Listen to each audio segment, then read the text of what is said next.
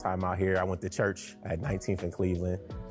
Spent a lot of time up on the north side. This is really a good opportunity to always, come back to the community, serve, allow our youth to see the human side of just being a police officer. The vast majority of our officers are here to do what they're supposed to do, and that's protect and serve. A lot of officers are really here for the service part, right? It shows that, we are the community as well, and they're having fun, and they're being part of the community, and they're letting our youth see, it's not all enforcement. There's a lot of service that goes into being a Columbus police officer. I took over the passing station with bounce passes, chest passes. So that's how we get our games together, is that we practice and we get better and we get better. Our players, to have them here in a position of leadership, giving back to the community. Chris is heading to Virginia State University on a full scholarship. He was able to say that to the kids. To have the kids be able to see Philip, which is a phenomenal basketball player, but also a phenomenal student in the classroom and will be heading to college after this year. To have him come back and give back some words and them be able to see their Linden community leaders. I think it's a great opportunity to be here for them and to be here as their mentor, because I have 15 younger siblings at home with me, and I just treat them like my own little siblings, and it's fun working with them, knowing that I can give what I learned back to them, so when they grow up, they wouldn't have to have the same struggles. That little orange ball can take you places and open up doors. 2021, 2022 school year, that was over $300,000 in scholarship between 7 seniors. Some for basketball and some not for basketball. I started playing ball at 5 years old. I went to St. Charles, played ball there, got some opportunities for the next level to do college. Ended up taking an academic at The Ohio State University. Put in the work, do the things you need to do. Practice your rebounding, practice your shooting, and then when you think you're done and tired, do some more. Make sure you're taking care of your academics, because a lot of times, as it was for me, the academics is what will take you to those next levels and get you where you need to go.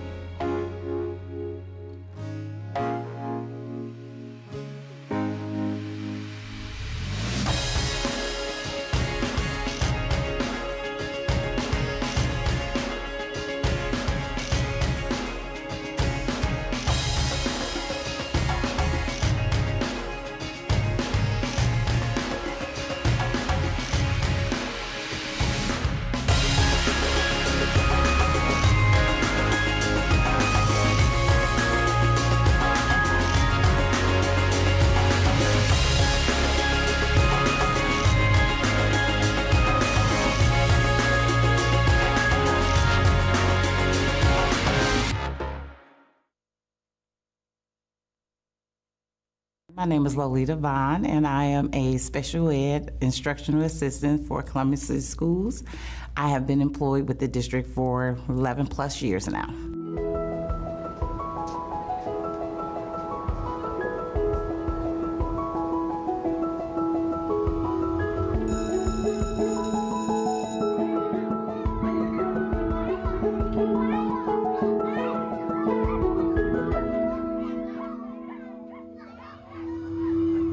I chose to work for Columbus City School because I like helping children and families. Coming from a background of being a home child care provider for 12 years, it just fit. They see themselves when they look at me. Most of our students, are African American, and there's not a lot of males in education. Me being in that role, pre-K teacher, being one of the first teachers that they see, I know I affect change. They see it, they see a positive role model, they see a positive male, positive figure in their life. This past graduation class was my first class of 6th graders. So they graduated last year, and one of the area high schools has a really cool tradition where they ask their former teachers to come back and give their diploma, and I was the only middle school teacher there for this particular student, and so I got to hand her diploma, and that was probably the most memorable experience. The district has actually provided me a lot of tools and resources. I have the latest technology currently in my classroom with the Clever Touch board. I also have the ability to get my master's degree through Columbus City Schools and take additional classes for my coursework for absolutely free and incorporate it into my teacher schedule. I chose to work in the district because I grew up in the inner city school, and I met a school nurse that was a nurse of color, and I wanted to be in a school district that had more students that were minority so they could see that they could succeed in whatever field they chose to be in. They have continuous trainings and workshops that we can do at our pace online through Public School Works. They also have a no-cost out-of-pocket college tuition that we can go to school to obtain our degree. Everybody is cheering for everybody. Everybody is rooting for everybody. Everybody has one goal, and that's to educate our students. Everything focuses around our students, and that's the biggest thing. That's why I'm in Columbus. That's why I wouldn't leave Columbus. There's a lot of room for growth. You're going to continue to learn. You're going to meet so many people. You're going to connect with people. If you desire to be an administrator, you can go that route. If you desire to be in a TOSA position, a teacher on special assignment, you can go that route. You're going to grow. You get a lot of different diverse pockets in Columbus, and I think it says a lot with the district as well. Whatever community you find yourself teaching in, you are impacting a certain community. I find myself in the east side impacting a certain, and I know friends in the north and the west side that are doing different work with different populations of students that it's really rewarding. If you love working with students and family from all walks of life, then come join our team.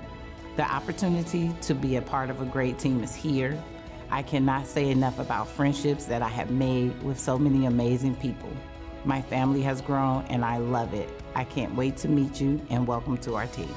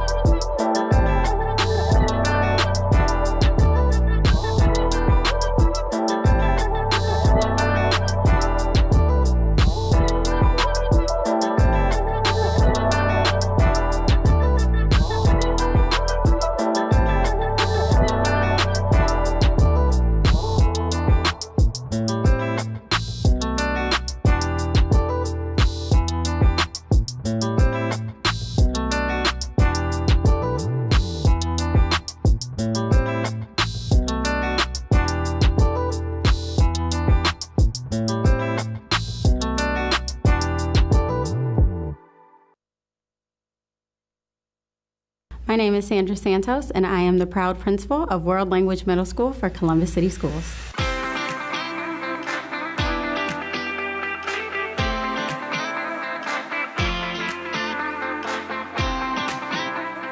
My choice was deliberate. I'm a product of Columbus City Schools, so I understood from early on that Columbus City Schools is a caring community of educators. As an instructional leader, I have an opportunity to form a student's future, and so through forming it, I work with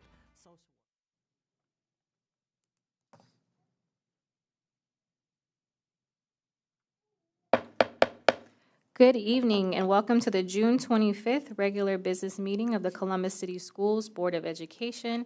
Please call the roll. Ms. Adair? Present. Mr. Cole? Ms. Ingalls? Here. Vice President Dr. Pierce? Ms. Reyes? Here. Mr. Simmons? President Vera? Here. You have a quorum. Thank you. Can you please stand and join me for the Pledge of Allegiance? Pledge allegiance to the flag of the United States of America and to the republic for which it stands, one nation, under God, indivisible, with liberty and justice for all. Thank you. Colleagues, this evening we will have a few guests for public comment. We do expect to hear from our superintendent and our community task force, in addition to a few items under consent agenda and some items from our treasurer, and we do have an executive session. Is there a motion to approve the agenda? So moved. Second. Any questions or discussions? Seeing none, please call the roll. Ms. Adair? Yes. Ms. Ingalls? Yes. Ms. Reyes? Yes. President Vera? Yes. Motion carries. Thank you. At this time, we will start with public comment. At this time, I will call Anna Galboy to the podium. Good evening, Ms. Galboy. We have topic Superintendent's Facilities Task Force recommendation, board action, follow the school closing policy. Good evening. I'm a parent of a student at Siebert Elementary School, and I'm here to share my expectations for Board Policy 7105. When implemented correctly and supported by research and hard data, Policy 7105 should yield a comprehensive, multifaceted, and rigorous analysis of the impacts of closing any individual school. It should inform parents, empower board members in their decision-making, and protect the Columbus City Schools community from hasty, underinformed, unworkable, and unjust school closures. The superintendent's task force made its initial set of recommendations based on enrollment data, building capacity, building age and condition, and location. These factors fall under only 2.5 of the 15 required considerations outlined in 7105.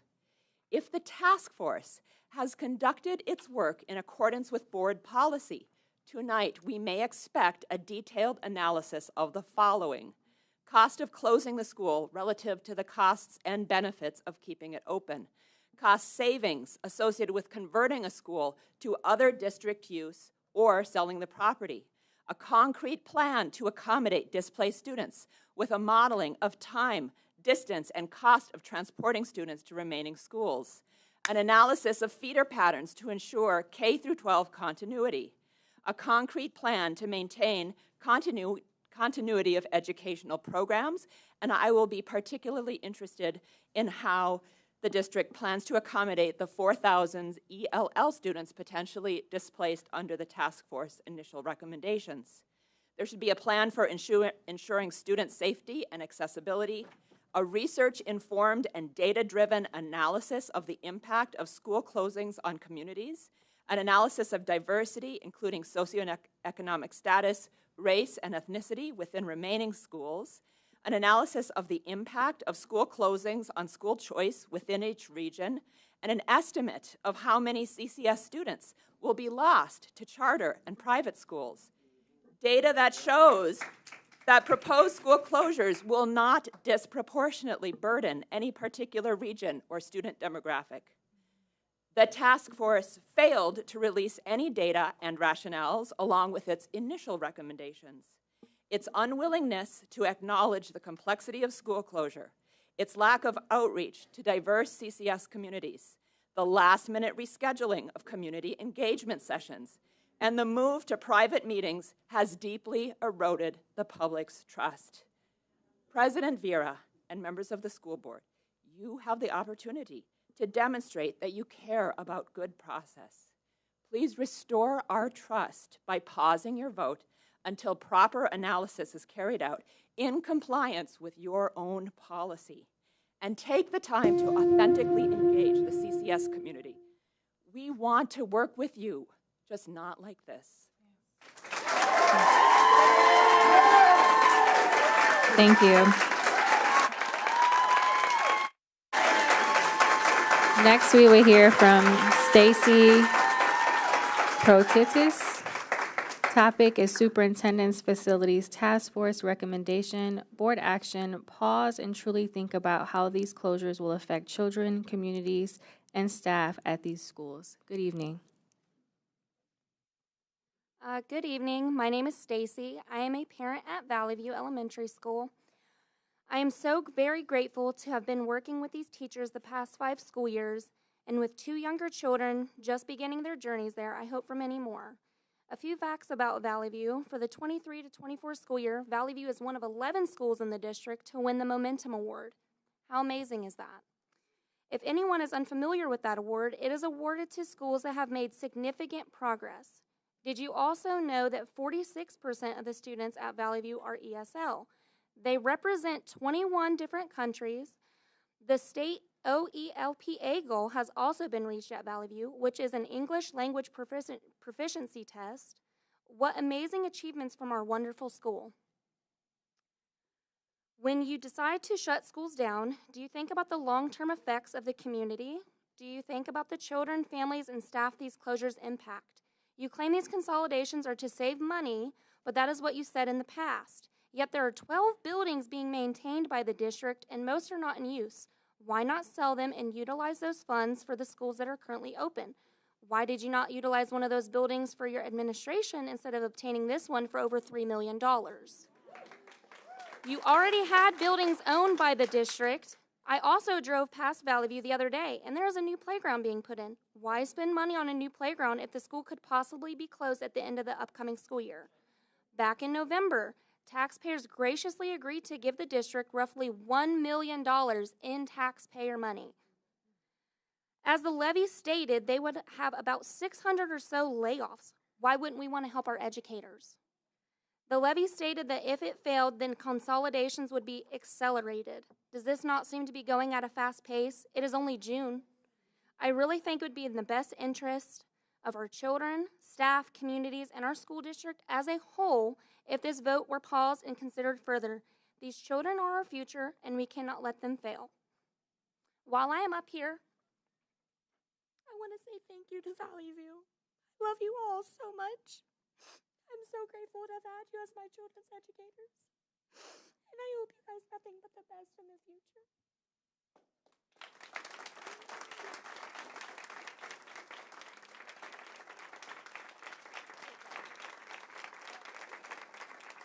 Thank you.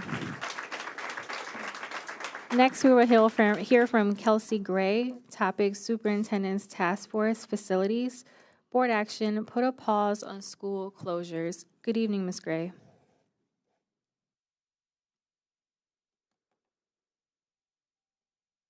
Good evening. Good evening, Board of Education. Good evening, Dr. Chapman, and everyone in the room, everyone in the overflow room, and everyone at home. First, I'm Kelsey Gray. I teach in the district. I also live in Columbus. I own a house in Columbus. I know that's really important to some of the board members.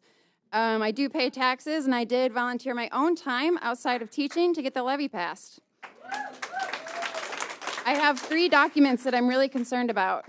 When the task force submitted their initial recommendations for closure, a lot of us being educators, were very confused and mad, obviously, but mostly confused. These buildings, for the most part, have high enrollment, some have wait lists, and they have high English language learner populations and programs that actually serve those learners very well. So it didn't make sense. So we did some digging. And the first document that caught my eye, I'm not sure how relevant it is, but June 15th of 2021, which was, I know, quite a while ago. It was award of contract for construction manager at risk services to Turner Construction. This is for project number 22001. The dollar amount is over $900,000. It is for work on 3 buildings: Hubbard Elementary, Mifflin Middle School, and Columbus Alternative High School, which I'm now going to refer to as CAUS, since we are all familiar with that acronym. That was in June of 2021. March 15th of 2022, there was a termination for that contract of Turner Construction for project number 22001. The goal was authentic engagement on that board document. September 6th, 2022, which was my birthday actually, there was a new contract that caught my eye. It was for Kokosing, CK Construction, and it's the same project number. It's project number, again, 22001. The dollar amount went from $900,000 for Turner Construction to over $12 million. The work went from not 3 schools, but down to 2. Mifflin Middle was no longer included, and it was work on CAUS and Hubbard Elementary. This was paid to Kokosing, $12 million, over $12 million for work on this building.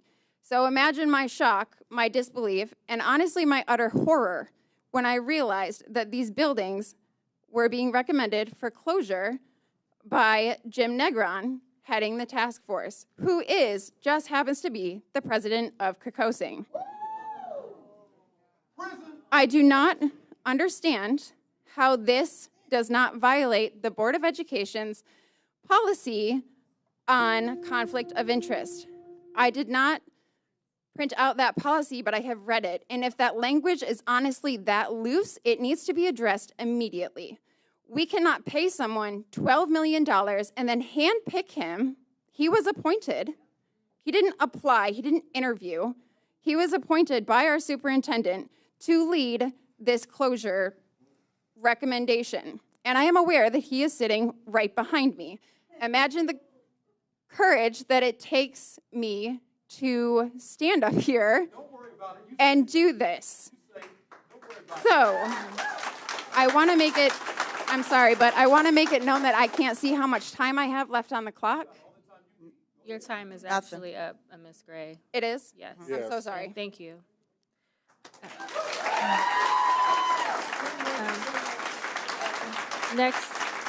Next we will hear from Pastor Frederick Lamar. Topic: budget and board action. Allocate money for summer youth program. Good evening, Pastor Lamar. Good evening. I want to say to President Vera, Vice President Pierce, and Angela Chapman, and the rest of the board, I'm happy to be here, but I do have concern. My concern is the fact that, and I'm thankful for all the people here and giving all the input, but my main concern is dealing with young people going to school and failing in school because of inadequate help in the schools. There's a few schools, a mother called me, and 3 of her children flunked in school, and she tried to get them in summer school, and they would not get them in summer school, said they don't have no more spaces available. And I believe that's unacceptable. When you got a mother who's advocating for her children, for the school to tell her that there's no spaces available for her children who flunked in school and trying to get through school. And whereas we want to try to work with the school system, I have challenges because I go back to issues 50 and 51. Issues 50 and 51 that many of you weren't on the board at the time, but they failed. And they failed prior to them failing. It was said that there was a $20 million shortfall. If we don't get it, then we're going to have to lay off. And after it failed, and we was against it because of the fact we've heard about the data scandals. And after it failed, the data scandals came out, and they hopelessly found $21 million to cover up that shortfall. So I have a challenge sometime when it comes down to the propaganda and everything about levies and everything, believing because of the fact that once you find out that something is not true, then it's difficult to hang on to other things that the board might say. I asked for a public records request. So then I find out, and I'm glad this sister found out all that she found out. But when it comes down to the public record request, I seen so much stuff on there, and I was really looking for the $15 million that was going to penalties for the charter schools, and I could not find it. So maybe the treasurer can tell me where it is, so then I can find it. But the challenge comes in the fact that when we're trying to work with the Columbus City Schools, and the Columbus City Schools is really not working with the community for the betterment of our children, it raises questions. It raises questions that we as community and as elders, amen, have a challenge in standing alongside you. This summer, the Adam H., which gets I read the Treasurer's report and found that the schools get 64-point-some% of the Treasurer's budget. And I found that Adam H. gets 3-point-some%, the libraries get 2-point-some%. And I looked at all of that and all of the things that Adam H. is doing in the summer times. And there's 2 programs that I just want to share with you to look into. Hopefully that we can partner and do some things in order to help these kids with IEPs move further in school. And the first one is the parenting program that's with Adam H., and it's to strengthen the family model. The second one is Project Faith, and that's with the Juvenile Detention Center. And I just hope you will look at those 2 programs and try to find somewhere that we can make a partnership for the betterment of our children in our district. Thank you. Thank you. Next, we will hear from Jonathan Cross. Topic: decisions have consequences. Board action: all board members to resign. Good evening, Mr. Cross.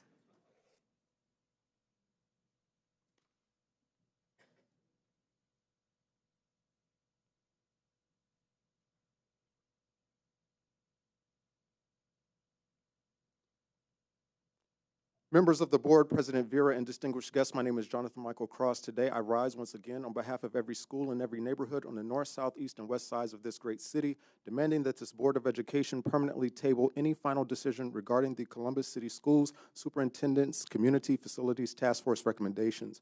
By virtue of overwhelming community disapproval and public outrage and clear opposition to the very notion of the superintendent's task force, not to mention the dubious aims associated with its recommendations, I am hereby directing all parties so concerned to categorically cease and desist from any further participation in this unethical and unlawful scheme or resign from your posts immediately.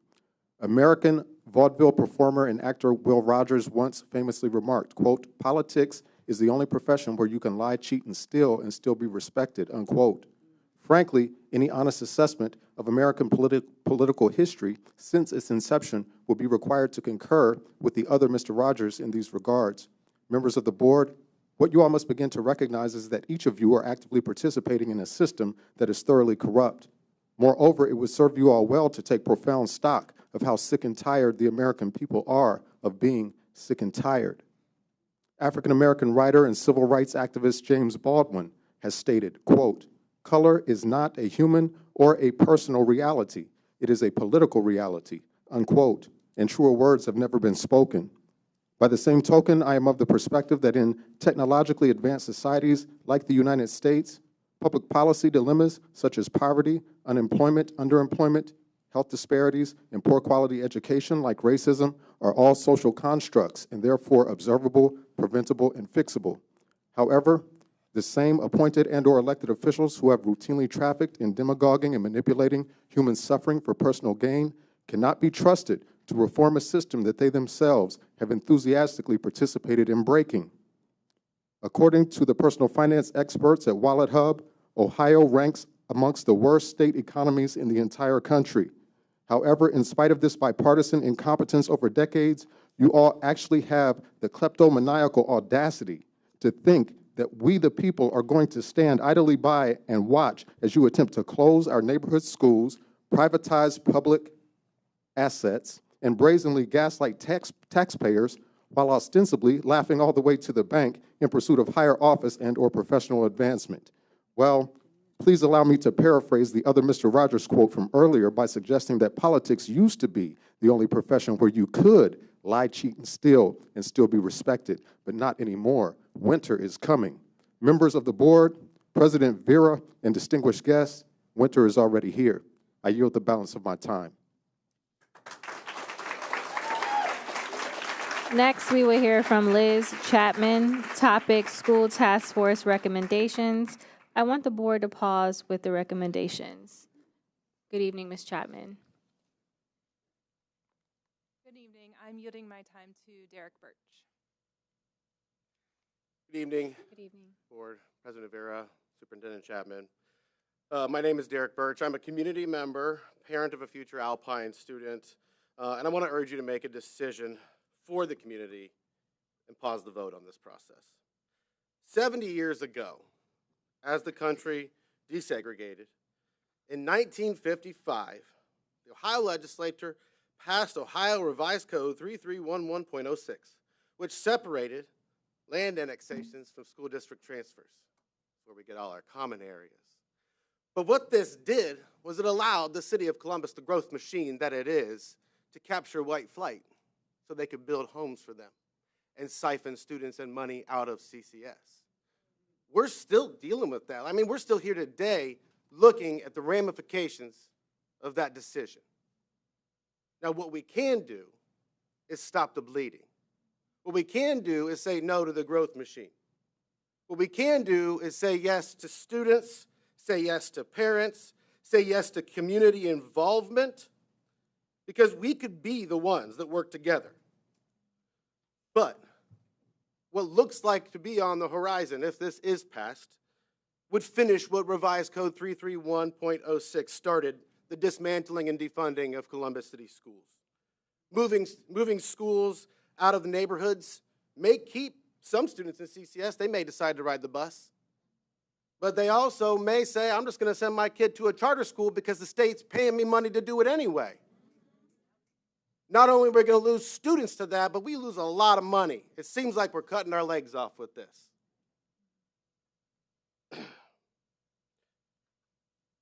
We're not just faced with losing students and money, we're faced with losing history. Because what we have here is a history in buildings, a history of a district that was booming. We see that number like we had so many students in the 70s. Well, it was the 70s when we facilitated the flight out of the district, paid for by the city of Columbus and the development machine that we have here tonight. So, too many times in the history of CCS have we seen decisions made in spite of the community, for the benefit of development or the growth of the region. Be the ones who said no. Be the ones who put CCS students first and worked with the community to make CCS bigger and better. We don't need to be managing decline. We need to be facilitating growth. And if we're looking at 2050 and this boom with 88,000 units being put into Columbus, where are they going to go to school if we're closing buildings? Something better does exist, and it is at the other end of community discussions and diverse input, not consulting firms and task force pontificating for those with something at stake. Pause the vote and reset the conversation with the community at the center. Thank you. Next, we will hear from Jason Marshall. Topic, school task force recommendations, board action. I want the board to pause and reset. Good evening, Mr. Marshall. Good evening, President Vera. Good evening, Dr. Chapman. Good evening, board. My name is Jason D. Marshall. I am the chairman of All In for Ohio Kids. I stand before you today as a voice of over 1,000 concerned citizens who signed our petition that I have in hand, 1,000 signatures.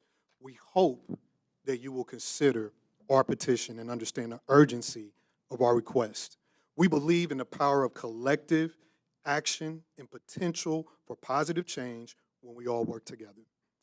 There are absolutely no good reasons to rush the most significant decision the district has made in decades. We urge Columbus Board of Education to immediately pause the vote for the following reasons. A rushed decision to close schools will further erode trust between the community and the Columbus Board of Education.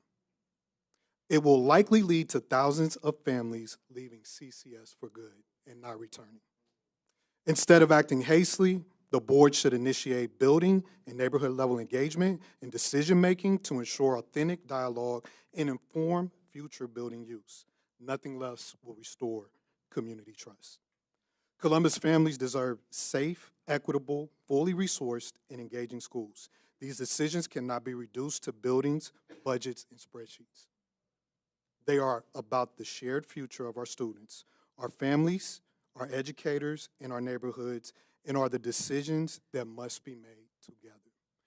I remember on November the 7th, and I remember before November the 7th, we did a lot of canvassing to get this levy passed.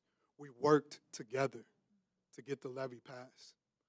We believe in full transparency. We want to work. We show up to the meetings. We have a community of people behind us, community of people in overflow rooms. We want to work together to get this resolved. You cannot make a community decision without the community.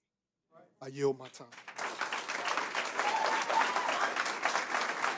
Thank you.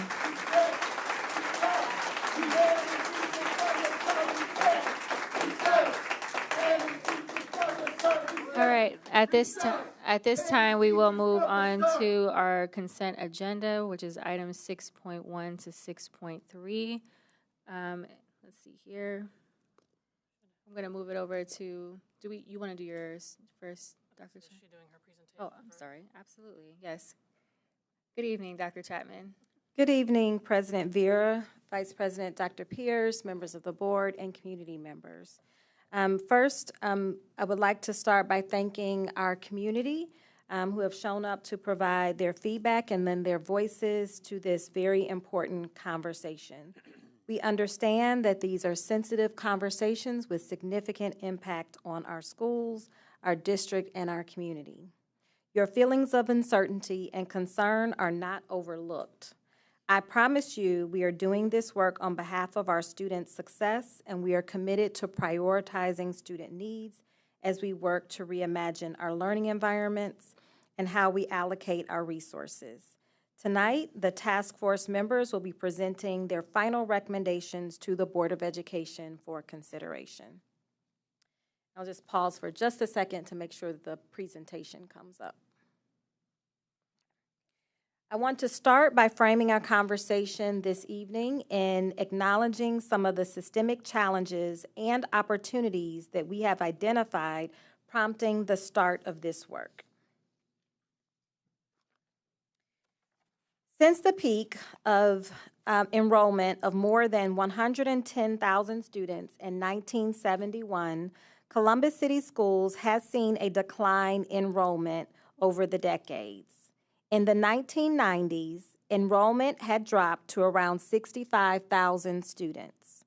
Part of this enrollment decline is due to the decreasing drop in birth rates across the country, impacting all large urban school districts.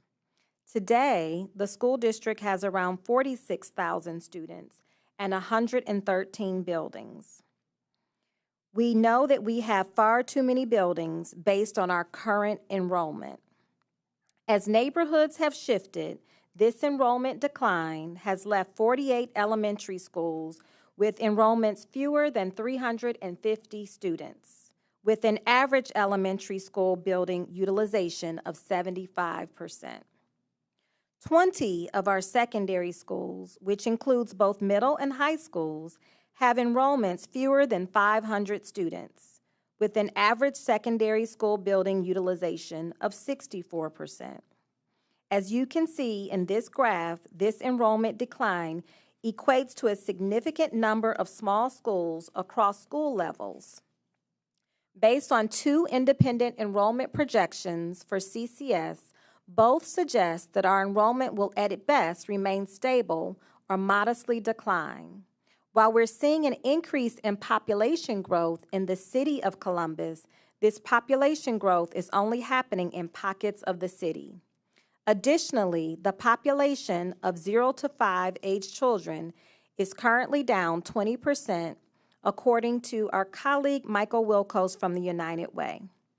Again, with 46,000 students and 113 buildings, We know that we have far too many buildings in CCS. In the statement of facts for the levy, which was presented and approved by the Columbus City Schools Board of Education in September of 2023, I outlined my vision for the district. I identified investments that would remain and the investments that would sunset with the end of federal ESSER funding, as well as cost-saving measures for the district and what would occur due to the passage or failure of Issue 11. Again, we would like to extend our deepest gratitude and thanks to our community for their support in passing Issue 11. During the statement of facts for the levy presentation, one of the cost savings measures identified was the anticipated need to consolidate buildings to reduce overall building costs, regardless of the passage of the levy. We demonstrated how the district currently spends more on operations and maintenance than national comparison districts, driven by higher spending on facilities, maintenance, and transportation than districts of similar size nationally and large urban school districts here in Ohio. In addition, CCS spends more on facilities and maintenance per school than national comparison districts, which could be related to the age of our CCS buildings. Over half of our buildings are over 50 years old or considered legacy buildings and have not been through a major renovation. As we move forward, we must ensure robust programming for every student in CCS by aligning our academic vision and our facilities. Given that we have so many small schools across the district, it is critical to understand the impact of operating small schools on our students, our staff, and our community. Again, we have 48 elementary schools with enrollments fewer than 350 students, and 20 of our secondary schools, which includes both middle and high schools, with enrollments fewer than 500 students. Small grade sizes can create unintended variation in class sizes, limit opportunities for students and teachers, and lead to instability. Class sizes within small schools often change year over year, meaning some students and educators may experience low class sizes, but others experience high class sizes. This means fewer opportunities for teachers to collaborate and learn with a peer in the same grade level, limits educators' abilities to create small groups across classes, and varied staffing needs from year to year with small enrollment shifts, sometimes leading to split or mixed age classrooms in small schools. Small elementary schools can only afford unified art staff that are shared across schools. This complicates school scheduling, makes it difficult for staff that are moving across and between schools, can lead to staff having a more difficult ability to feel like an embedded part of the school community and collaborate with their grade level or content peers, and limits the breadth of opportunities offered to our students. Small secondary schools cannot offer the same breadth of courses as larger schools in CCS, and the classes that are offered are often only offered in a single period. This limits access to courses for students, requires staff to prep for many different courses, and means teachers often don't have colleagues teaching the same course to collaborate and plan with within their school. Small schools do not have the same consistency of robust, competitive extracurricular options as larger schools. This means less options for different sports teams and clubs, less consistency in extracurricular offerings from year to year, fewer levels of competition, for example, just one team instead of a freshman, JV, and varsity team, and a lower level of competitiveness by participating in a lower division as classified by the Ohio High School Athletic Association. Special ed and English language learner programming can only be offered at a subset of schools. This prevents many families from being able to choose their neighborhood school or true school of choice, or forces them to refuse services to stay at their preferred school. This can result in students needing to travel far distances to a school with the right programming to meet their needs. Resources in CCS are spread thin across multiple schools, with high and variable staffing ratios and many staff shared across schools. This means students and staff experience very different caseloads depending on school enrollment shifts, leading to different experiences and potentially disparate outcomes for student success. And now I'm going to transition to the work of the task force. We've provided some additional context in terms of the background, acknowledging some of the opportunities and some of the challenges that we face as a district, which certainly serves as a context for why we are having this important conversation in our community right now. Board Policy 7105. As a reminder, the Board of Education has a policy in which the superintendent creates and provides a list of internal and external participants for approval by the Board of Education to seat a facility task force. The Board of Education unanimously approved the recommended task force membership at the February 6, 2024 Board of Education meeting. The mission of the task force was to realign learning communities to expand robust programming for Columbus City School students that align with the needs of our evolving community. The task force was required to consider at least 14 factors provided in our board policy.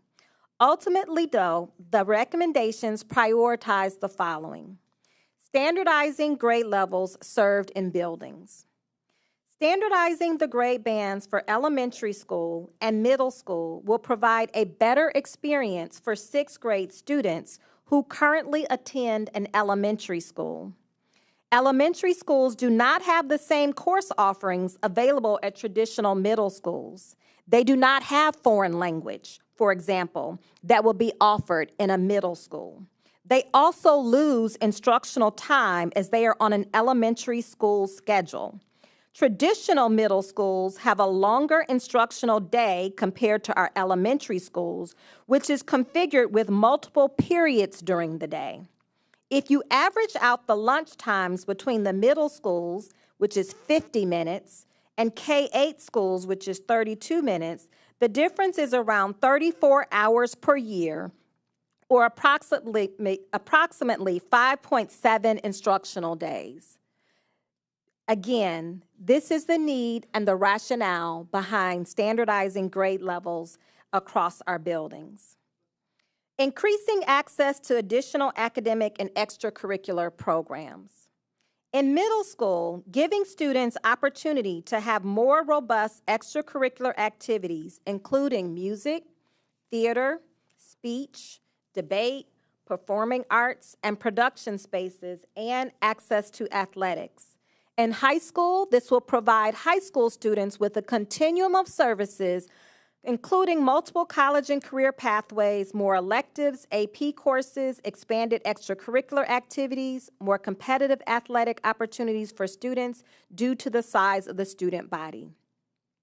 More equitable service delivery opportunities across the district will ensure that all students have access to high-quality education and resources regardless of their background or location.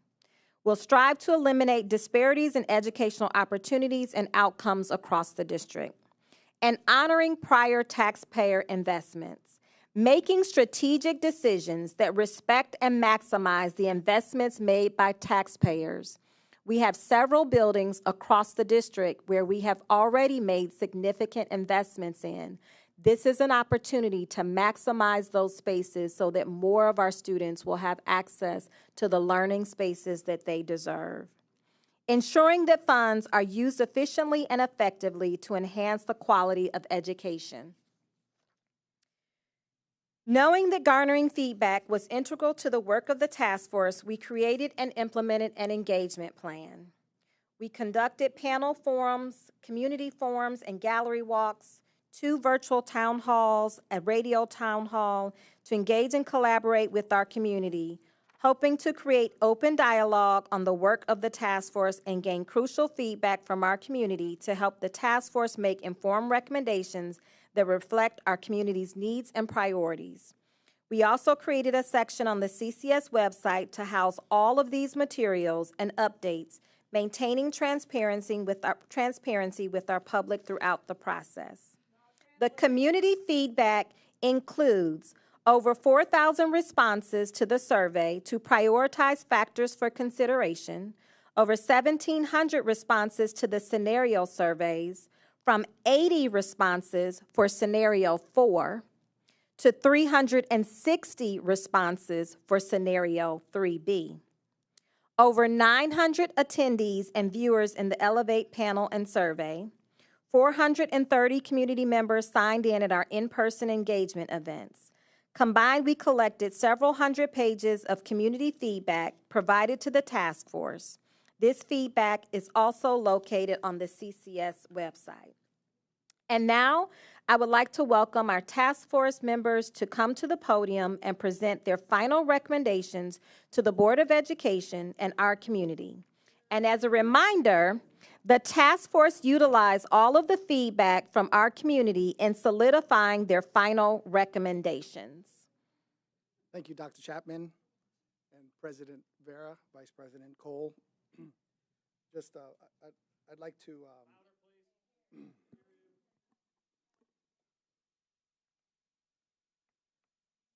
so I'm here with my co-chair, Al Edmonds.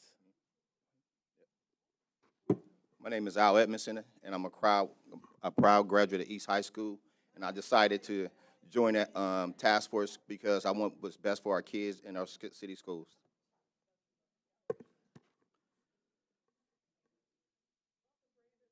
Hello, I'm Jim Negron, co-chair of the task force, and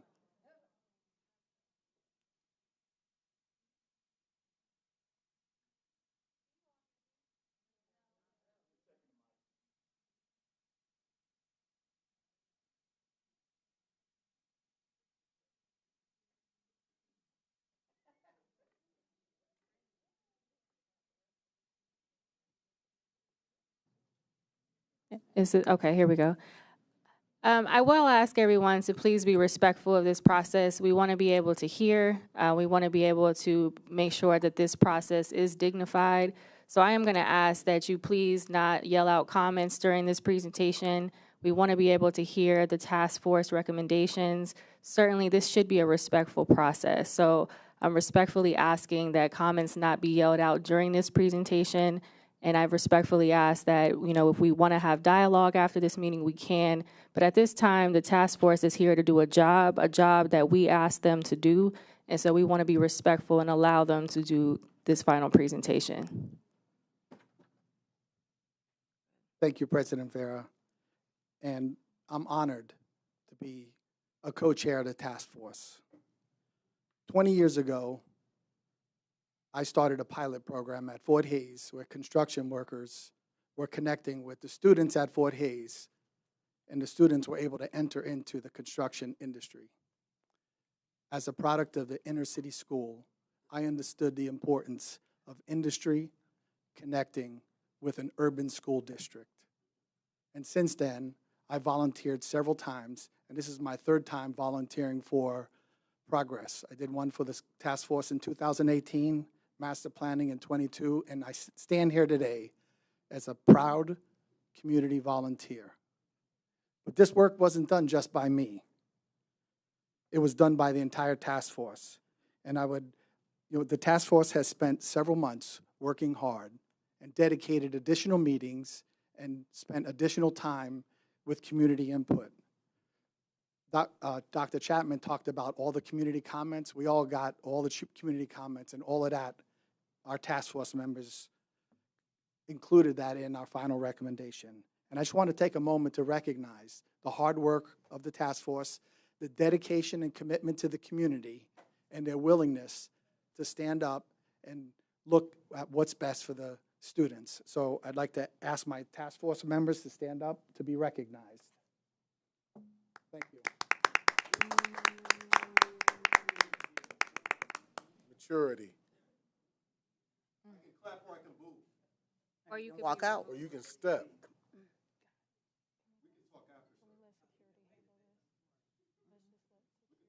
Okay. Can I move on? Yes. Yeah. Yes. So task force, we appreciate your willingness to schedule additional meetings, additional time, dedication to the students, and the hard work at task. I can tell you I've gained new friends in the process.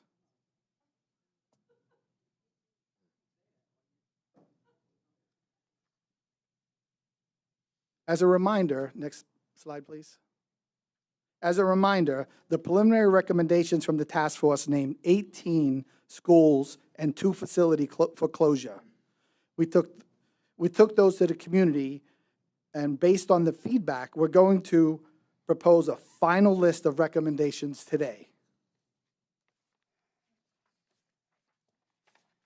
Upon further review and incorporation of the community feedback, our final recommendations today include the closure of 7 buildings, 2 facilities, and 1 administrative site.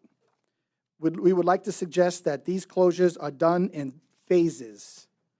The first phase would include elementary schools that we recommend for closure. We expect that this phase could take multiple years to complete.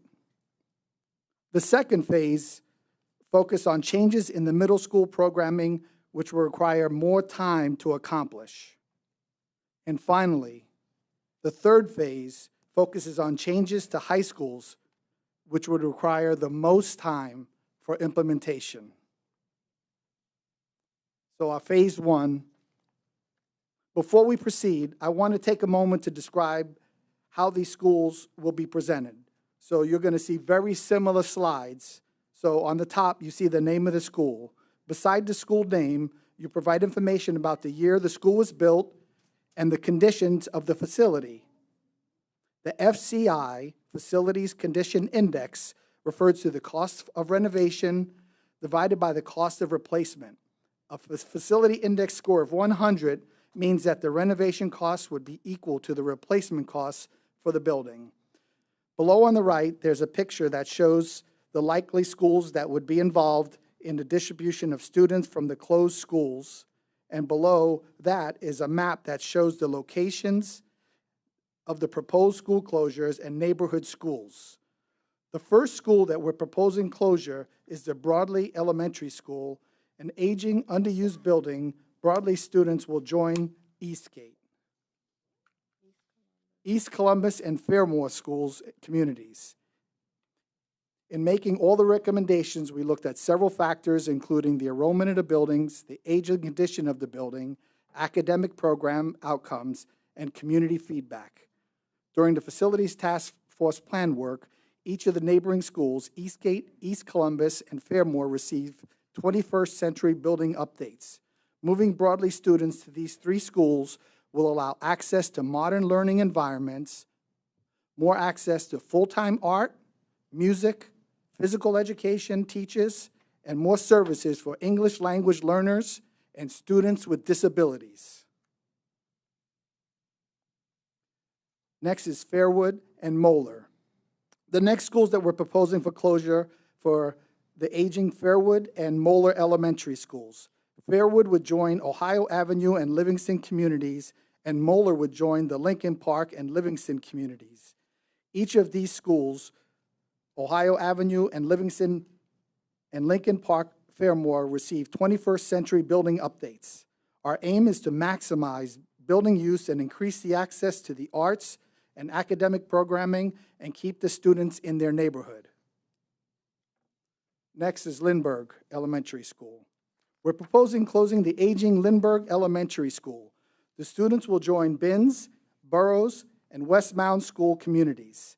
Binns and Burroughs and West Mound have all received 21st century building updates. Moving Lindbergh students to these 3 schools will allow them more access to modernized learning environments with full-time arts, music, physical education teachers, and more services for English language learning and students with disabilities. Next is West Broad Elementary. Based on current building enrollment and community feedback, we're proposing the closure of the aging West Broad Elementary School and having the current West Broad students join Westgate, Highland, and Valley View Elementary Schools. The reasoning behind this move is for 3 existing elementary schools will allow the district to provide more robust offerings. We would also hope that we could lead a larger replacement of buildings at West Broad in the future. Larger schools with increased student population will allow for full-time art, music, physical education teachers, allow access to additional school counselors and social workers, and students will be able to access socialized social services closer to their home. Next is North Linden Elementary School. We propose moving students from the aging North Linden Elementary School to Huey, Mays, Innes, and Northtown Elementary Schools and closing North Linden. Moving North Linden students to Huey, Mays, Innes, and Northtown Elementary Schools will allow access to full-time art, music, physical education teachers, and more services for English language learning students and students with disabilities. Phase 2 of our closures. Columbus Preparatory School for Boys. The Columbus City Preparatory School for Boys is unique. At this time, there are only 82 students enrolled in the program, and this building needs significant renovations. The cost of these renovations not justified given the school's small enrollment. This site will not continue as it is. As a result, we propose closing the school at this time. We do ask the districts to move the students to a separate floor at the Girls Preparatory Academy. Next is Buckeye Middle School and Marion Franklin. Marion Franklin and Buckeye Middle School were both under consideration for closure. Both schools are underutilized. Based on the community feedback, we're proposing that Buckeye Middle School, we propose closing Buckeye Middle School and creating a middle school in the Marion Franklin High School site. This addresses concerns raised by the community regarding blending the South and Marion Franklin communities and increased transportation time for students at South and Marion Franklin communities. This strategy incorporates previous proposals for the site, creating a middle high school campus. It should also give access to advanced high school programming and expanded course offerings. Realigning Buckeye Middle School into the Marion Franklin School site will make better use of the buildings and will exceed 70% of its utilization. By moving students from Buckeye to Marion Franklin, this will provide a bigger building with the opportunity to provide stronger academic offerings of theater, athletic facilities. It would also give the middle school students an extracurricular activities such as music, speech, debate, performing arts, and athletics. And it also preserves the current Marion Franklin High School facility while still allowing the possibility for construction of a new school on the site in the future. Phase 3, Columbus Alternative High School. We are now proposing closing CAS facility and merging CAS program with the East High School. Again, we looked at several factors: age of facility and community feedback from both CAS and East communities. The CAS East plan is an opportunity to place one of the district's most dynamic programs in one of the most iconic, storied legacy communities. Currently, CAS is located in an elementary school which does not serve its needs, while East High School is fully renovated and under-enrolled. Of course, these scenarios were brought forward. This proposal would receive the most support from both East and East High School and CAS communities.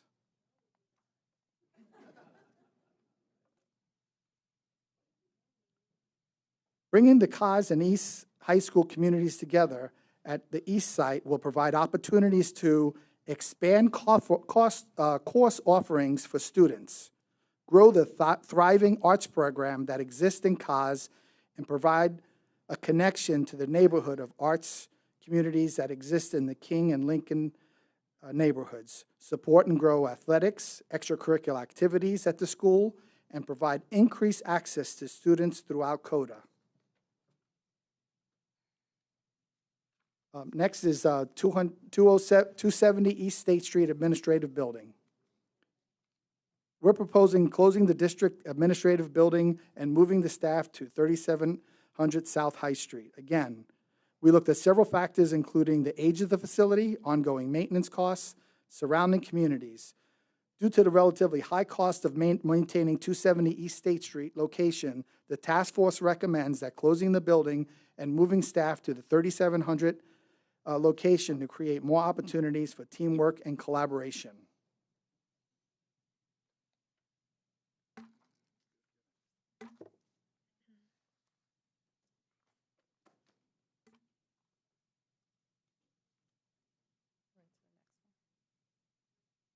South High School.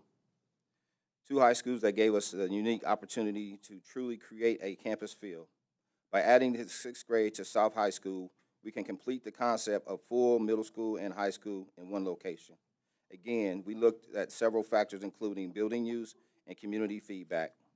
This option gives the districts the opportunity to do 3 things immediately. Provide 6th grader students with a more equitable learning experience with increased instructional time and access to electives and extracurricular activities. Standardize of grade bands for the elementary and middle school grades at the South region.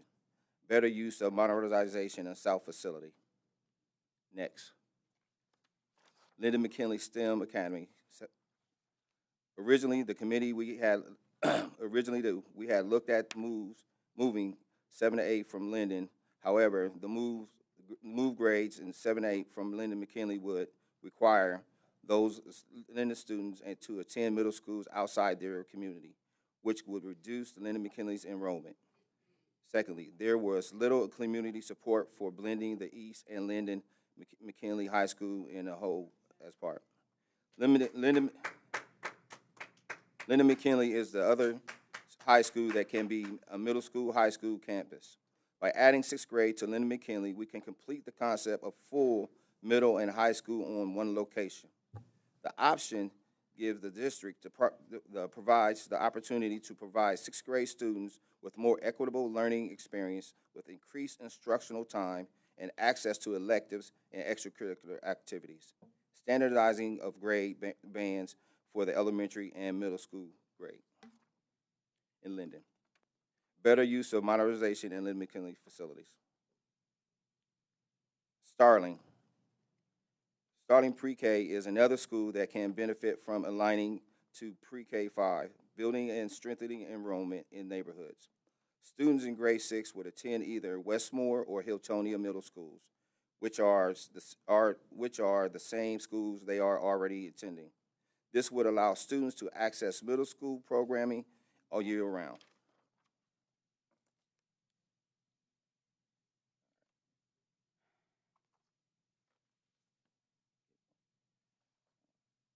While the final recommendation removed a number of schools from immediate consideration, the task force wanted to be clear to the board and the community that we believe that many of these facilities should continue to be under consideration in the future.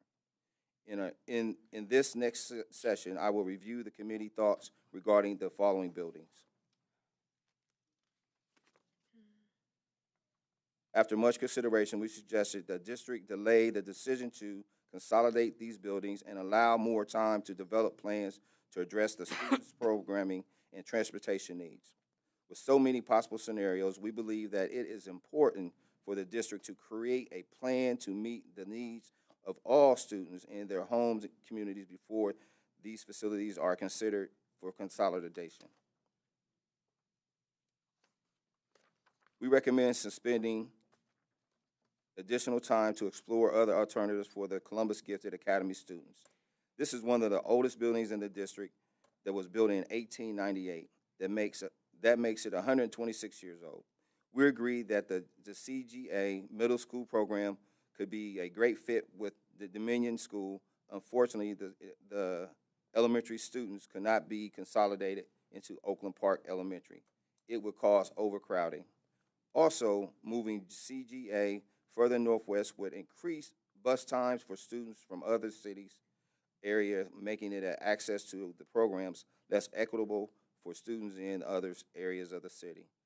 As a result, a solution for the Gifted Academy will take time. Duxbury Park. The task force recognized the need and importance of moving Duxbury Arts Impact to Fort Hays campus. While we believe this is the best location for Duxbury, there is no existing facility on the Fort Hays campus ready to welcome the students at this time. This move presents an exciting opportunity for growth and development and would also make a program more accessible to students across the system. Planning and funds will be necessary to develop a site for Duxbury and Fort Hays.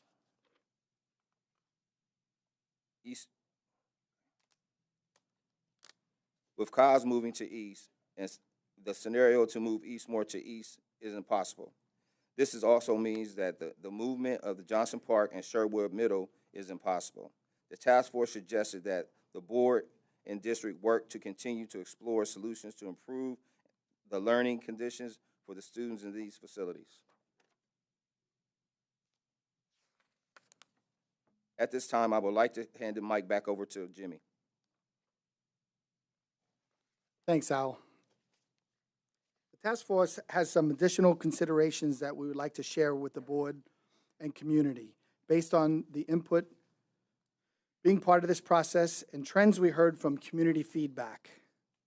These considerations include encouraging the board to work directly with the community on a plan for current and future buildings that are closed or vacant, developing an annual public report on capital planning, which aligns facility master planning, school closures, major renovations, and long-term facility planning work and board policies tied to each. Clearly identify program model shifts that move students that supports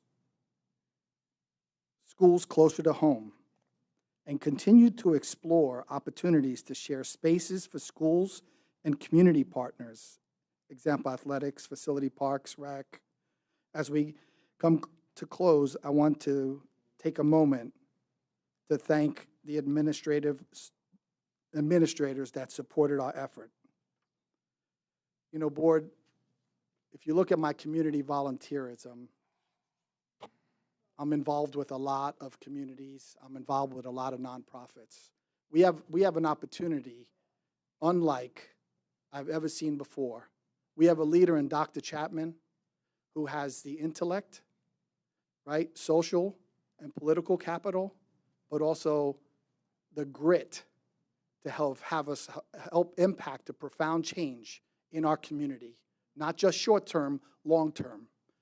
You know, I chose this community to be my home, and I aspire Columbus Public Schools, right, to be a beacon in our country for what public education looks like. And we have a leader and a point in time that could happen. And that was best demonstrated by the support the task force was received. We asked for countless documents, backup, detail, spreadsheets, presentations of data. Not once did the administrators, right, stop. They provided everything that we needed.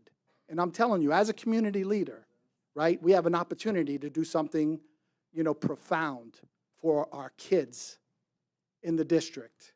And I would say we have to take heed to that because you don't always have this opportunity that we have now. So Dr. Chapman, thank you for your work, your intellect, and your dedication and commitment.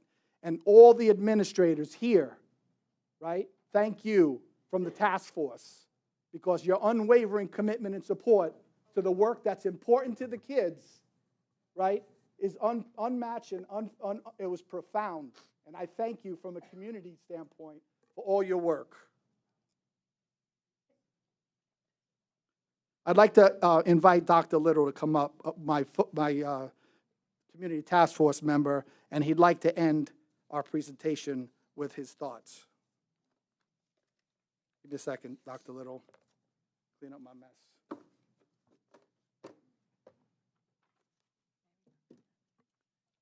To President Vera, to the Columbus Board, Dr. Chapman, and to the community at large. My name is John Little. I represent the Baptist Pastors Conference of Columbus and vicinity.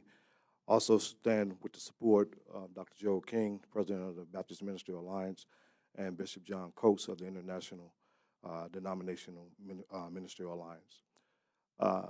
It was my pleasure to serve on this task force and to be able to work with my colleagues and with the school staff and the superintendent for this very important work.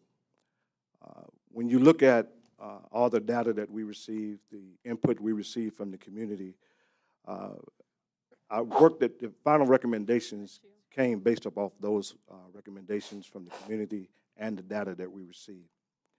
It is important at this time that the school board really takes into highly consideration of the recommendations that are being presented to you tonight. It is important for our children to be educated in 21st century education. It is important for our children to be educated in buildings that are conducive for 21st century learning. As you know, many of our buildings are aging.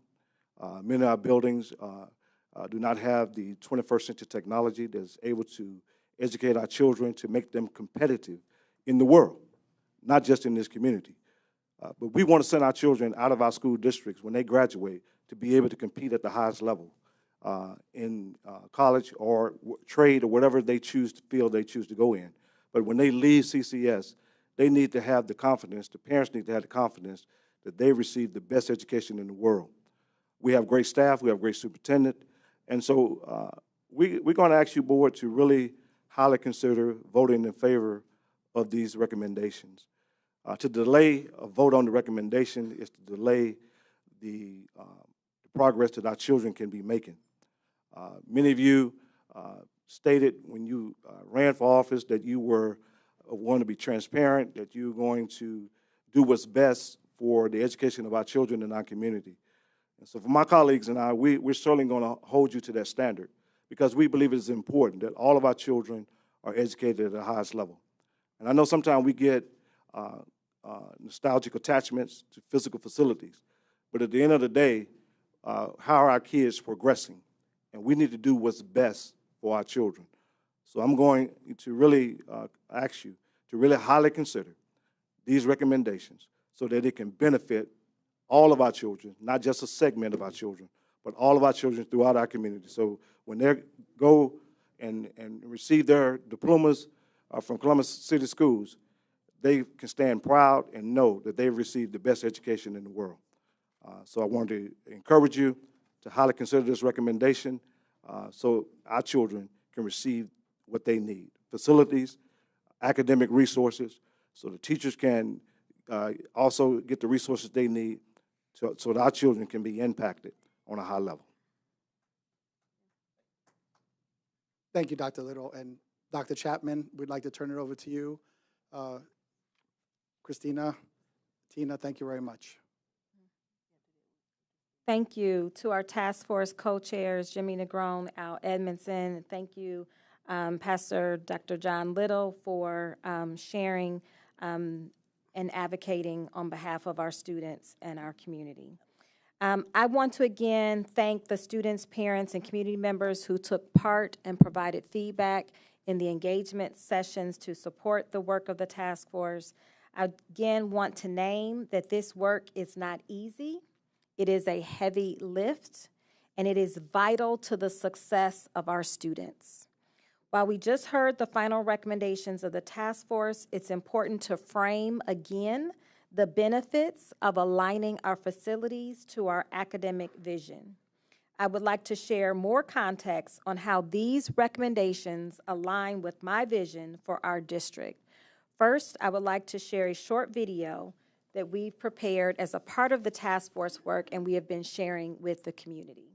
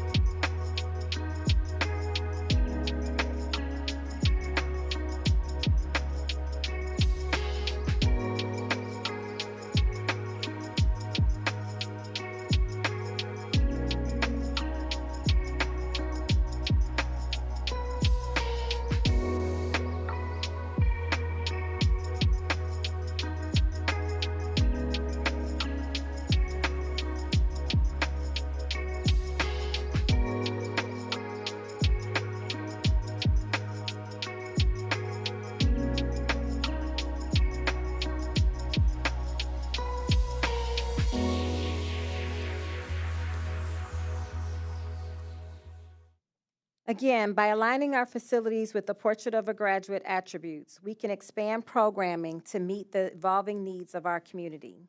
This includes reimagining our classrooms to move from what we would consider traditional learning environments to modernized 21st century learning environments, as we experienced recently at Hamilton STEM. The building is now a welcoming site that greets students, staff, and families every weekday morning with an array of colors accompanied by bright natural light. Efficiency and additional learning time were at the forefront of the Hamilton STEM remodeling plans.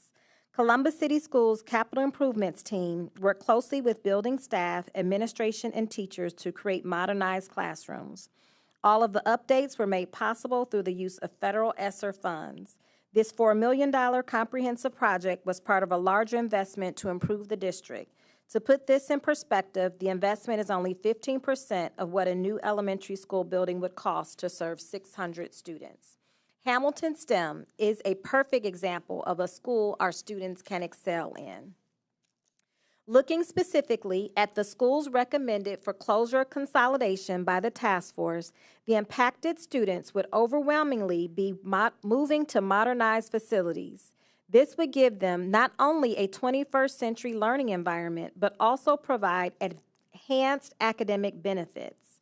Elementary school students will have access to additional academic opportunities, including enhanced technology, more course offerings, and more extracurricular opportunities.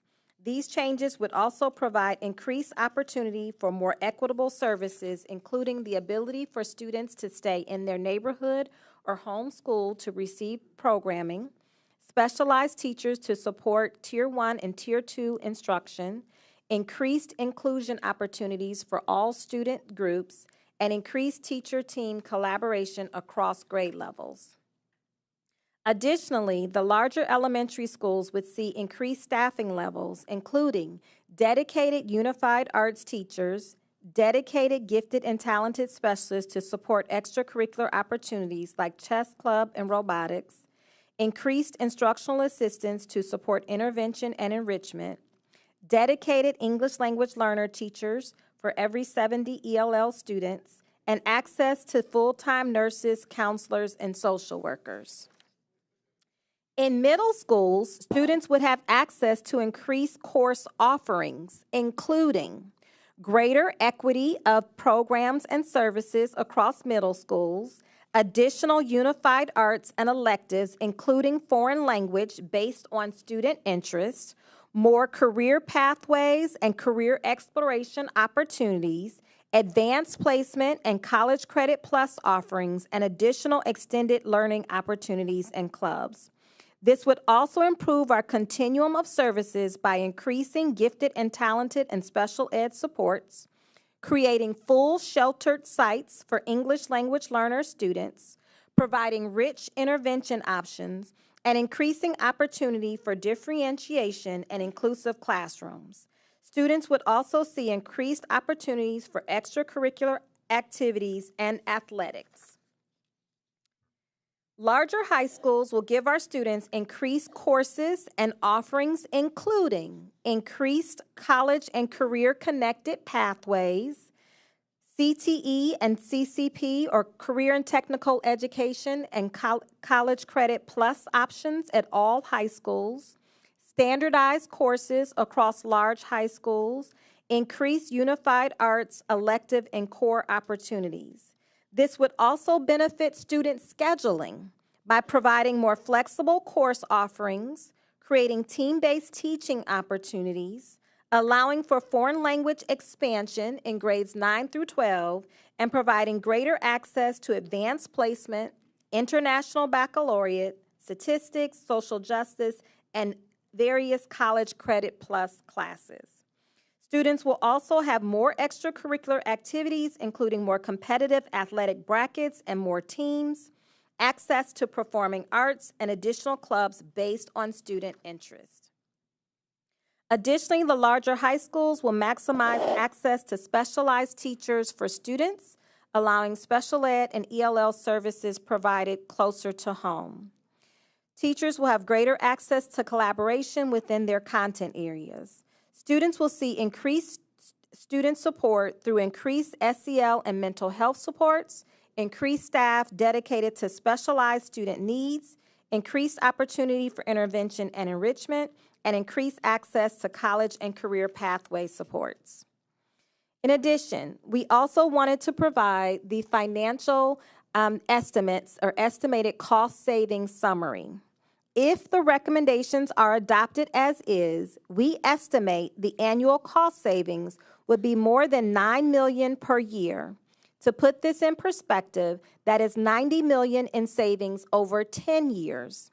We estimate closing central office at 270 East State Street, which is actually 3 different buildings, to increase the cost savings by an estimate over $1 million per year.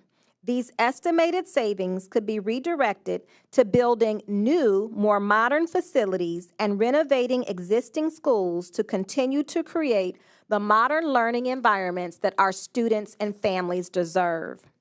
We recognize that this is the first step of a larger process toward aligning the facilities to the district's academic vision. Consolidation is a necessary first step in this process, but the modernization of the district learning environments will require much more planning and collaboration over time. Following a board vote on implementing any or all of the recommendations, we will continue to need to work on the plan and develop the timeline. We recognize that change is difficult. We want to ensure all of our students, families, staff, and community understand any decisions made and the work ahead. This includes prioritizing giving information in our main languages utilized across the district. After the board takes a vote, we will certainly make sure that we allow for ample time, at least a year of planning prior to the implementation of any of these changes.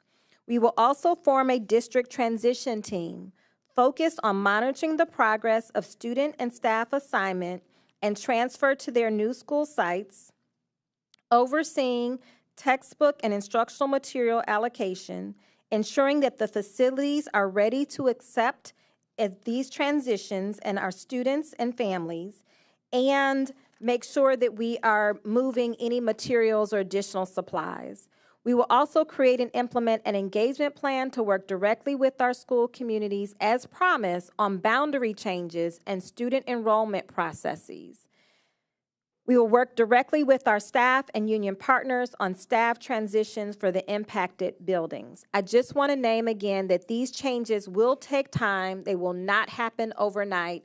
Certainly, we will develop the timeline in collaboration with the Board of Education. Tonight, we are providing these recommendations for the board's consideration, and once the board takes a vote, and then we will begin to plan and map out the next steps for proceeding and actualizing these changes. Again, I want to thank our entire community, our volunteers on the Community Facilities Task Force for giving us their time, talent, and expertise to make these final recommendations. I also want to thank all of the members of the admin team who have worked tirelessly to support the work of the task force. And board members, I also want to thank you for interacting directly with our community during this process and attending community engagement events. We recognize it takes all of us working together to accomplish this hard work on behalf of the 46,000 students that we serve. I do want to note, in addition to this presentation and attachment, we've also included a glossary of terms at the end of this document, and that document has also been updated and will be on our website. So this concludes the formal presentation with the final recommendations from the task force. And at this time, we'll entertain any questions or clarification that you may need. Thank you, Dr. Chapman. Before we jump into that, I want to take a second to thank the task force once again. This was not an easy assignment, and your team came together and you did what we asked you to do. And so we want to say thank you. We recognize that this was a lot, and we recognize that You know, it took time out of your day as volunteers, as community members, and we just want to say thank you. Thank you for your time. Thank you for your talents. Thank you to the team and everyone who supported your efforts. It did not go unnoticed, and certainly it is information that we needed. And certainly I just want to be able to express our gratitude for your time, because as volunteers and community members, we recognize that this was not an easy task. So thank you. I also want to thank the administration and everyone who was involved in this process. And I want to thank the families, the students, the teachers, the parents, everyone who contacted us, invited us to their schools. This was an opportunity for all of us to be able to learn and grow and to understand more about this district. And even as a person who grew up here, went to school here, a parent, I learned so much in this process. And so I want to thank each and every person for taking the time to be involved, because this is what we need. This is what our district and our community needs. And so thank you. Before we dive deep into any discussion, you know, I want to be very clear that I think we all recognize that this board policy needs to be evaluated. I think that, you know, and this is not anything on the task force. You did what we asked you to do. But I think this policy, as I've talked to board member Ingalls as our chair of our policy and governance committee, I've asked her to bring this policy before the committee for evaluation. Because moving forward, we want to make sure that our policies make sense as it relates to how we are making decisions on behalf and with our community. And so this is now a policy that's been around for a really long time, a process that's happened more than once, and we've had similar outcomes each time in terms of a disconnect, in terms of, you know, feeling like we are missing some pieces.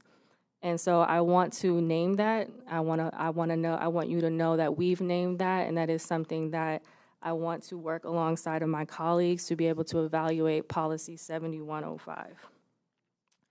As we continue to dive deeper into this process, I want to name that this is the first step in a process. So these recommendations or suggestions is a piece to a larger conversation. This is something that, you know, as we heard tonight from our superintendent's vision, these are things that we need to be able to spend some time really diving deeper around what's next. It's not a race for us. We're not interested in just doing something to do something. These are big decisions. These are large conversations, and certainly conversations that we want to continue to have alongside of our students, our parents, our community partners, our team members. And so understanding that we needed these recommendations, and so ultimately, thank you, but recognizing that there's more that we're still missing in order to be able to move this process forward. And so the conversations and decisions, these are not easy. This is not easy for any one of us up here. It's not easy for the individuals who signed up to be a part of the task force, but recognizing that our students, they deserve for us to figure this out. And we can't figure this out by ourselves.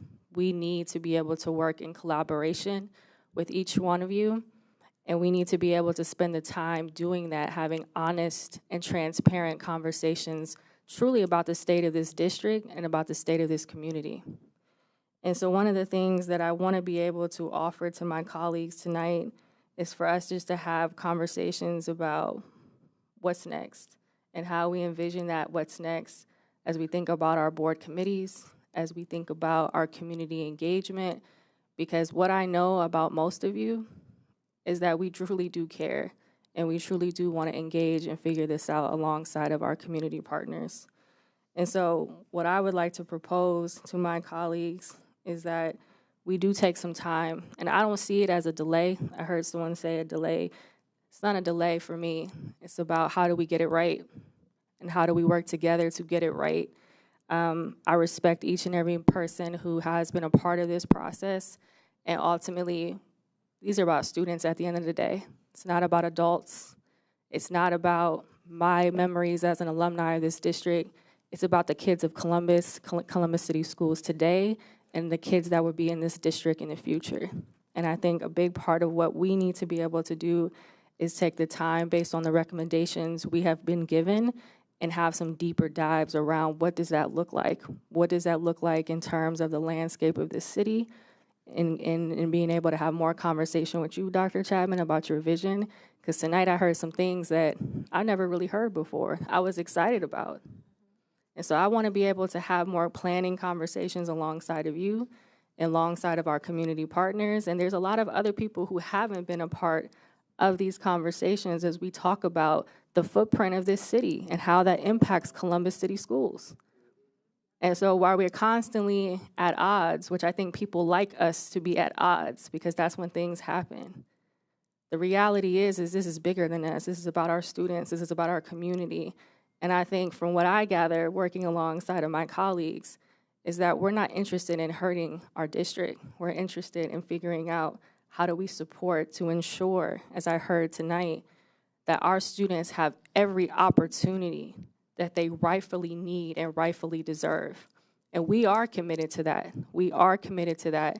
And certainly we want to be able to see that vision through. And so I want you to know, I speak for me in this moment, that I'm committed to additional community engagement. I want to see that work through my colleagues' committee and community engagement, through the academic and facility alignment committee. And I had the parent that was here earlier when she talked about the facilities that we have vacant. That's actually one of the new tasks that came out of Board Member Adair's committee. So the Equity and Transparent, Equitable and Transparent Resource Management Committee, because you're right, we've closed buildings before and we haven't done anything with those buildings, and that's unacceptable. And so please know that your board knows that. So we're okay with naming the hard things.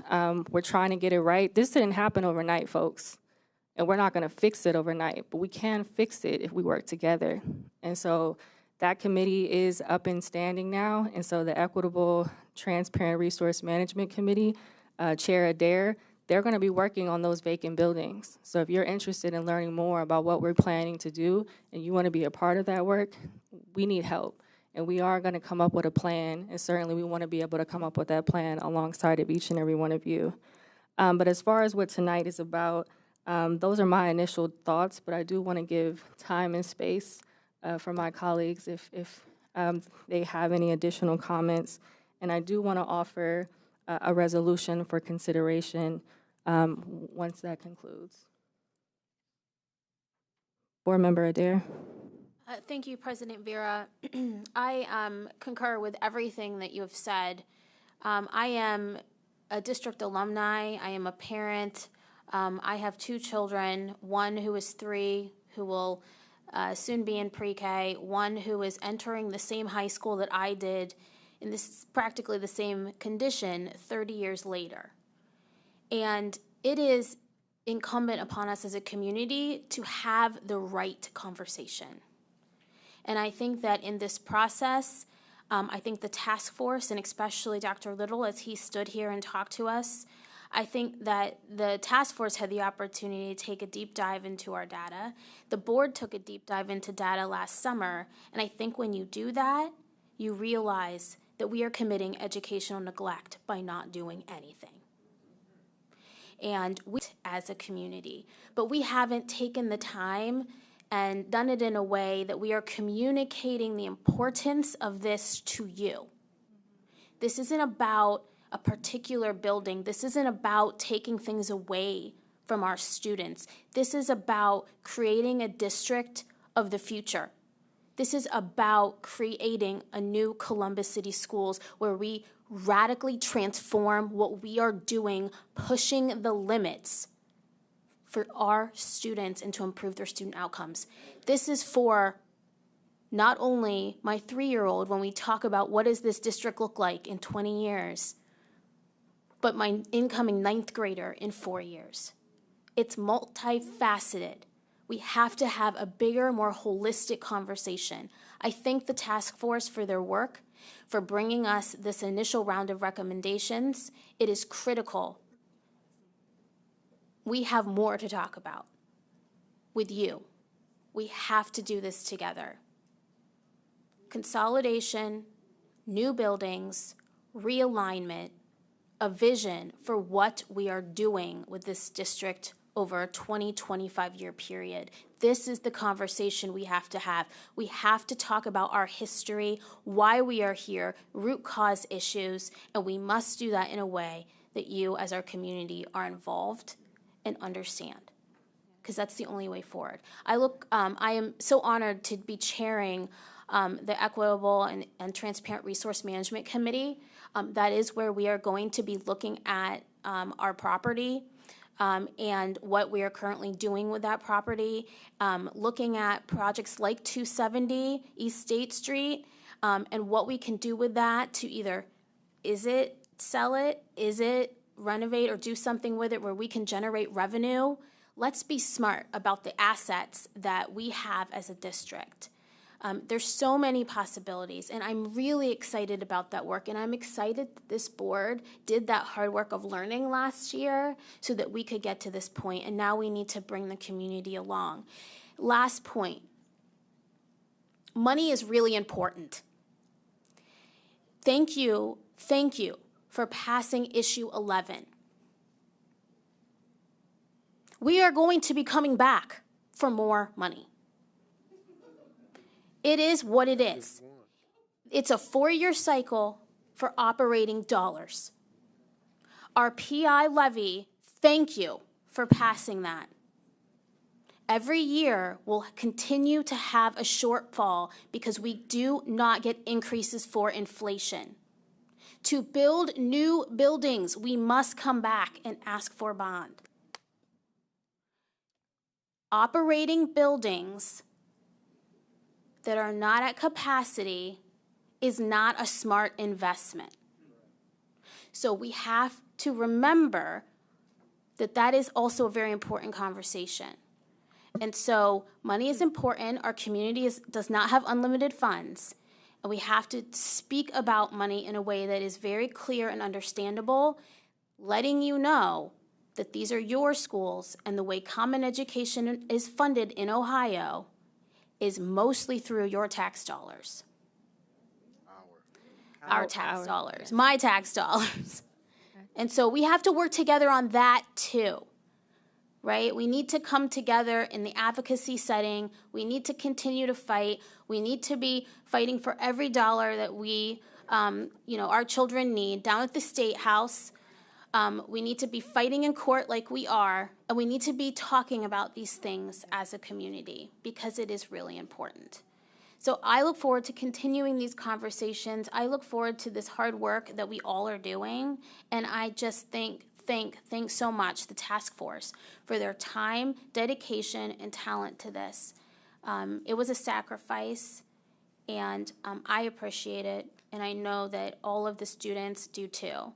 You've provided a lot of information and data, and now it's our time as a board to help our community understand what's there and be able to make the next big steps to radically transform our district. Thank you. Thank you, Board Member Adair. Board Member Cole. Thank you, Madam President. Good evening, everyone. I want to start by, again, saying thank you to our task force. I am in total alignment with my two colleagues who have already spoken about making the higher decision, in fact, a more higher decision about how we move forward with the vision that we've now come to learn and that we'll cultivate over time. We'll do it, and we'll do it collaboratively. For me, I've had this awkward experience throughout the year.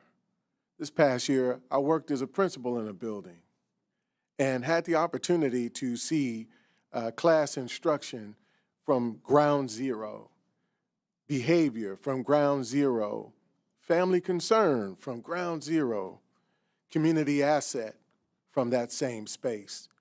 And when you understand MTSS, multi-tier support systems, when you understand all of these things that we use to educate children equitably, to educate them in a way that progresses them forward, it gives you an even deeper sense about the decision that we have to make, that you're asking us to make today. And that is why I personally, and this is not new to any of you because I've shared this in my own personal conversations with you, that today I was in no position knowledgeably to make the decision that I think is best for 47,000 children and our 9,000 plus employees and the families, right? The sphere of influence that are present right here in this room and present throughout our city.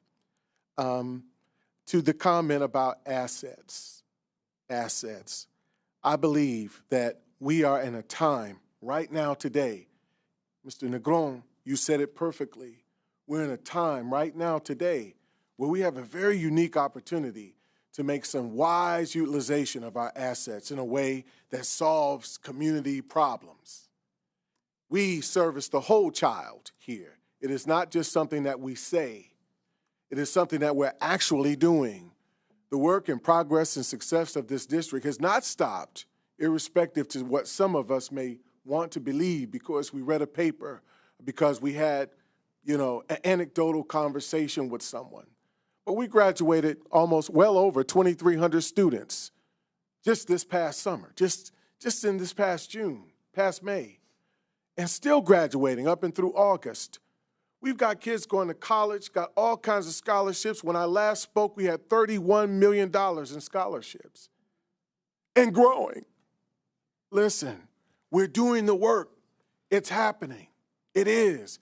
For the first time in the history of this city, there's something called Columbus Promise that says whether you graduated thank you laude or cum laude, you have a place at Columbus State Community College for free, 99. This is progress. Like my colleague said, we didn't get here overnight, it takes time. But that's why I think it's incumbent of us, and personally of me, to make sure that we give ourselves the time necessary to make the best choices for children. So again, I thank you for your work. No today from me does not only means not now. It does not mean no.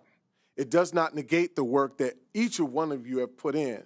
And several of you who sitting in the audience right now, I know personally. And I know the commitments that you've made, not just to this district, but to this city. So I thank you for that. I thank you for giving us the opportunity to learn a little bit more today and learn up to this point today. But I support my two colleagues who have spoken and look forward to the resolution that's forthcoming. Thank you, Board Member Kaur. Board Member Ingalls.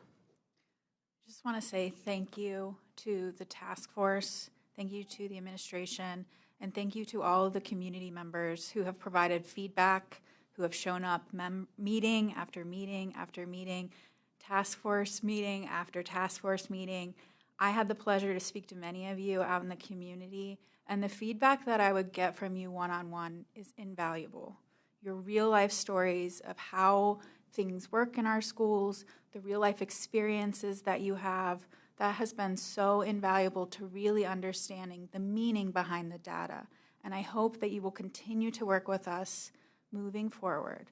I think there is so much opportunity in this district, and my colleagues on this board have already spoken to a lot of it. So I'm not going to totally repeat all of that, but I do want to say I am very interested in growing this district. I want somebody to move into Columbus City Schools boundaries, and I want it to be the obvious choice that they send their kids to. I believe it is for many families. And I believe that my colleagues on this row also believe that. And so please work with us, give us the opportunity to really craft a strategy moving forward that makes sense not only for this district, but for our students and the future students that will be coming into Columbus City Schools. Because only when we work together will we actually achieve greatness. And that is so, so important. So thank you, and keep working with us. Thank you, Board Member Ingalls. Board Member Reyes. Thank you, President Vera. Being a senior member, I've unfortunately been involved in this process more times than I'd like to. The unfortunate thing that has happened in the past is we go through this process and our legislators down in the State House, then, like they say, move the cheese, right? We close our buildings to try to get money to do things in the district, then they cut money somewhere else. We closed buildings the next year. Hey, how about giving us $150 million and cutting your budget? We talk about how did we get here? We cut $150 million 3 years in a row. When we talk about, Pastor Lamar, you're looking at the data, the reason it looks confusing, because 1 minute we have it, and then those state legislators in the State House then say, oh, look at the money you have, because we have a lot of money. So everybody else wants it. So then somebody says, well, guess what? Give me $150 million because you have it. I'm like, but we need it, but they take it anyways. So we've had that conversation. We've had that impact. I will say, Facility Task Force, the job that you did is absolutely different than what I've seen in the past. Jamie, I talked to you before the meeting. I'm like, wow, what you all did. And I know that a lot of people talk about what you read a lot of spreadsheets, and you looked at our old buildings, and yes, you looked at the quantitative part of the district. And what my colleagues and I are talking about is what is the qualitative, right? What's the quality of the education? That's our work. You did your work. Now we got to look at what that's at, where that's at. You know, I talk about our legislators, right? I know I've been here and I've talked to a lot of our board members. I would love to see apartments for our students, for our teachers being built in our buildings, the ones that can support. Most of our buildings that are closed, unfortunately, community, we have to tear them down. You've told us that. The conditions of those buildings tell us that. They're crumbling. They're worse than the buildings we currently have. And you saw the dates on some of those recommendations. 1940, 1930. It's like if you talk to my mom, she's around that age, and she says she's crumbling too, a little bit. You know, so, you know, what does that mean? We can't do that. You guys, we all talk about tax abatements. Guess what? Your school board has no power on tax abatements. Zero. Zero. Zero. That's in another building on Broad Street. That decision is made by other people, not from us, and we have to take those repercussions when those tax abatements occur, and then we have to make the adjustments, and we have to. Unfortunately, I've seen people leave this district because we've lost funding. Great teachers, great administrators. You know, I've also seen families leave our district. My own family has left the district. When my godson wanted to play at the collegiate level basketball, unfortunately, he was in high school that only had enough players to play 8. For those of us who don't play sports, 5 play at a time. When you got to play a lot, that's kind of tiring. I've been in a district when our own teachers have to pick up their own an instrument. From some of our best bands, our teachers have to play with them because we don't have enough band students, because we don't have enough resources from people perspective. I played in a 300-piece band. Do you know what that does? That means I can go to play at Ohio State because I have that experience and that exposure. When we have kids playing both defense and offense in football, they can't shine where they need to shine because they're trying to do everything. When I have students that really want to take advanced placement courses, but they can't because it's not available in the school that they're at. ELL, we talk about that all the time. I heard about it a lot. I work and run a Latino community center where we have to provide ELL classes to over 100 students because we don't have enough capacity. We don't have enough teachers to teach ELL. So it's not only about building resources, it's about teacher resources. It's about children resources. As my colleague said, you know, it is very difficult. I would probably cry if my high school closed also. You know, but at the end of the day, guess what? I don't go to the high school anymore. You know, I've graduated. So I got to think about the 3rd grader and the 5th grader that lives next door to me And what school does that family need? Not what school I want to. I talked to an East High School, a graduate last meeting. Then I don't know who is in here, but the North High School Polar Bears still meet at our Clintonville Middle School. Their spirit didn't go away. Their dedication to our community, they do school supply drives. They do all. Their building is gone, but we've dedicated space for their trophies, for them to meet. It is open. It is still their building. They still exist. They don't go away just because a school goes away. But I strongly want to urge our community and thank our community for showing up, because this is probably the most feedback we've had in many of the school closing discussions that we've had. But we do need to change legislation. In order for us to repurpose buildings, the State House needs to allow us to be able to repurpose in whatever form we need it to be. We need money other than taxpayer dollars. Before I had children, I've been paying, and I don't even have a child in the district, I've been paying my house taxes to this district because I believe in it. I recruit every day. But these legislators do not allow us to do what we need to do for our community. Our community is drowning. They need affordable housing.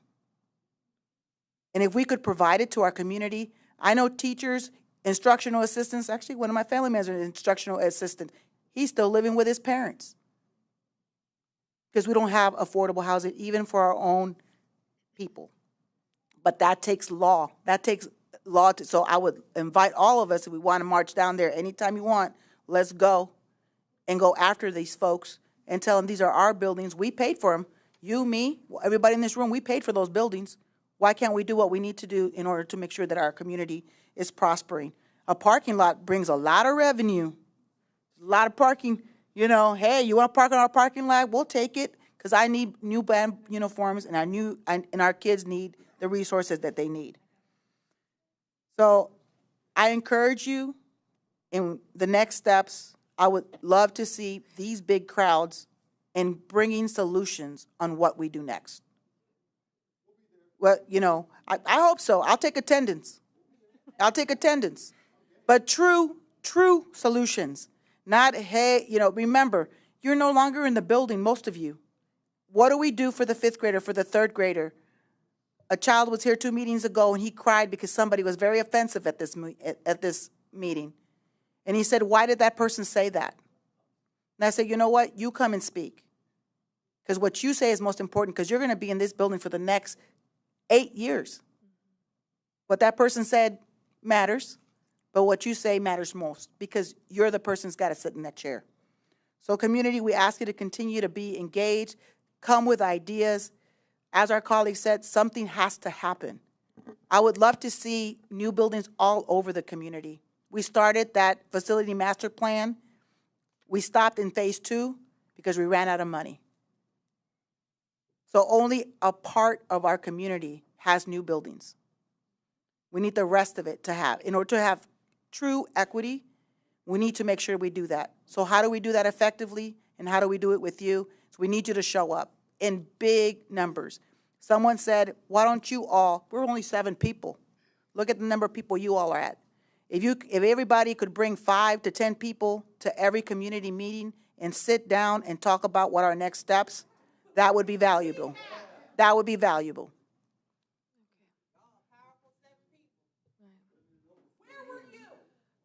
I've been here. All right. Thank you. Okay, well, thank you. This was very helpful. I think, yes, Vice President Pierce. Thank you so much. I, too, would like to first thank our superintendent and administration.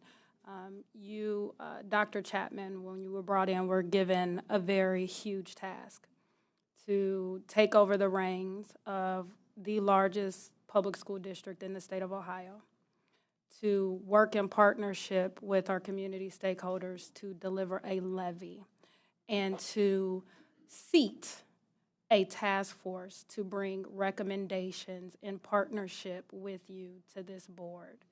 That is a huge task for someone who has entered into your first superintendency. I appreciate you. We appreciate you. Our community appreciates you. To our task force, I would like to also thank you for your recommendations. They were focused on the future health and sustainability of our district, our students, our teachers, and our taxpayers. We knew all along the way that hearing, engaging with, and having dialogue with the recommendations was going to be difficult. We understood the complexity of opinions and interests involved. Ultimately, we as a community are tasked with ensuring that all of our students are receiving a high-quality education, equitably, and that we are doing so responsibly as a caring community. And so the next phases of work do need to engage our board communities, and it needs to be taken through board action.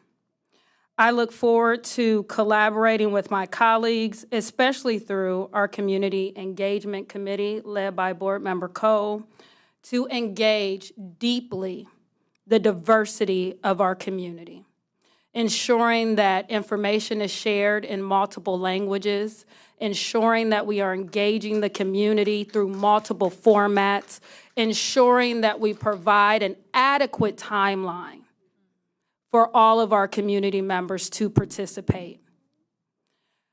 While we are one governing institution, we do need to do this work in collaboration with the other governing institutions within this region.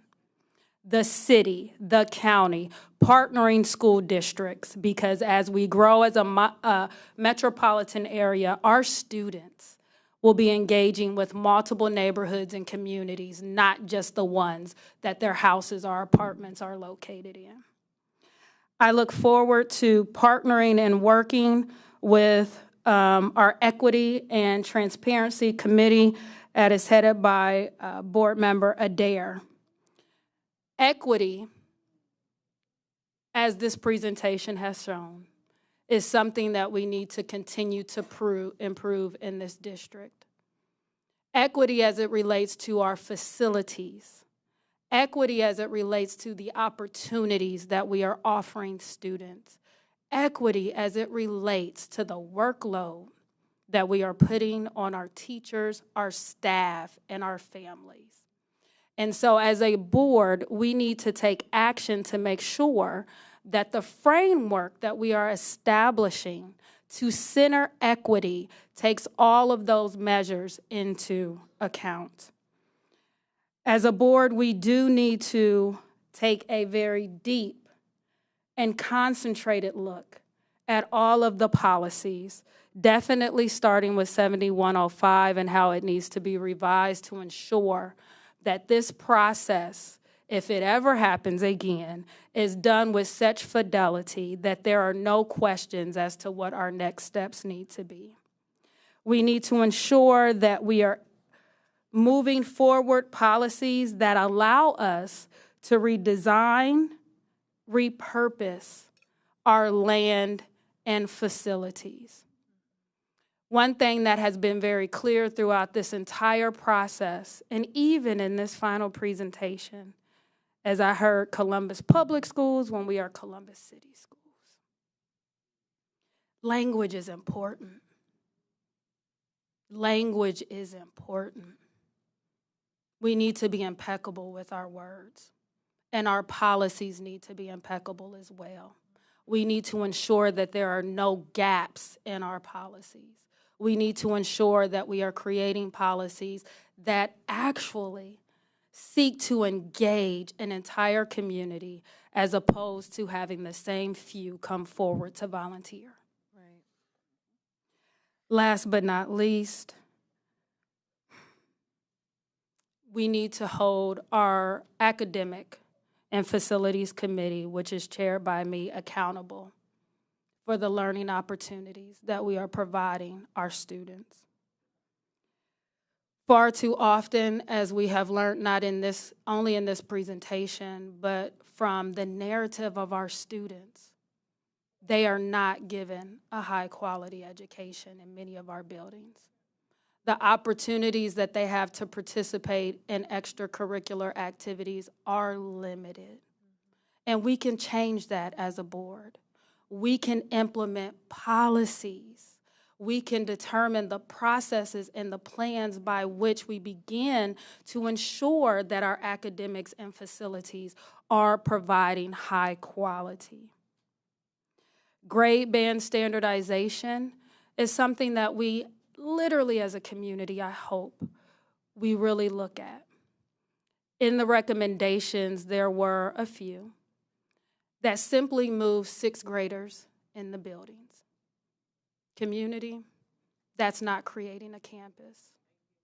In some instances, that is accelerating some of the challenges that we are seeing in our buildings and with our students.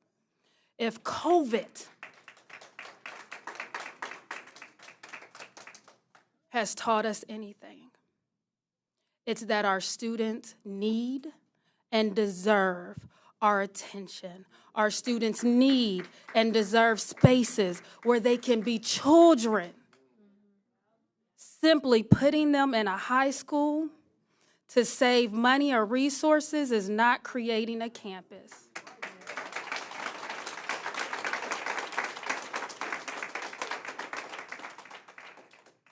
So we do stand to learn from the other districts around us who have situated multiple buildings on land so they can share athletic facilities, so they can share theaters, so they can share band rooms, but they protect childhood for our children.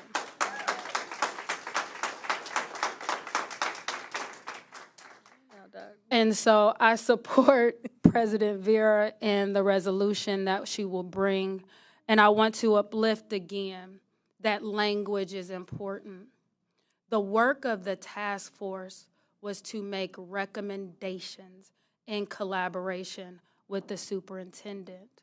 The phases, the work that continues, because it shall continue, happens in our board committees. The resolutions, the policy change, the deep dives into the community engagement will happen in our board committees. And we look forward to working with you all in that work.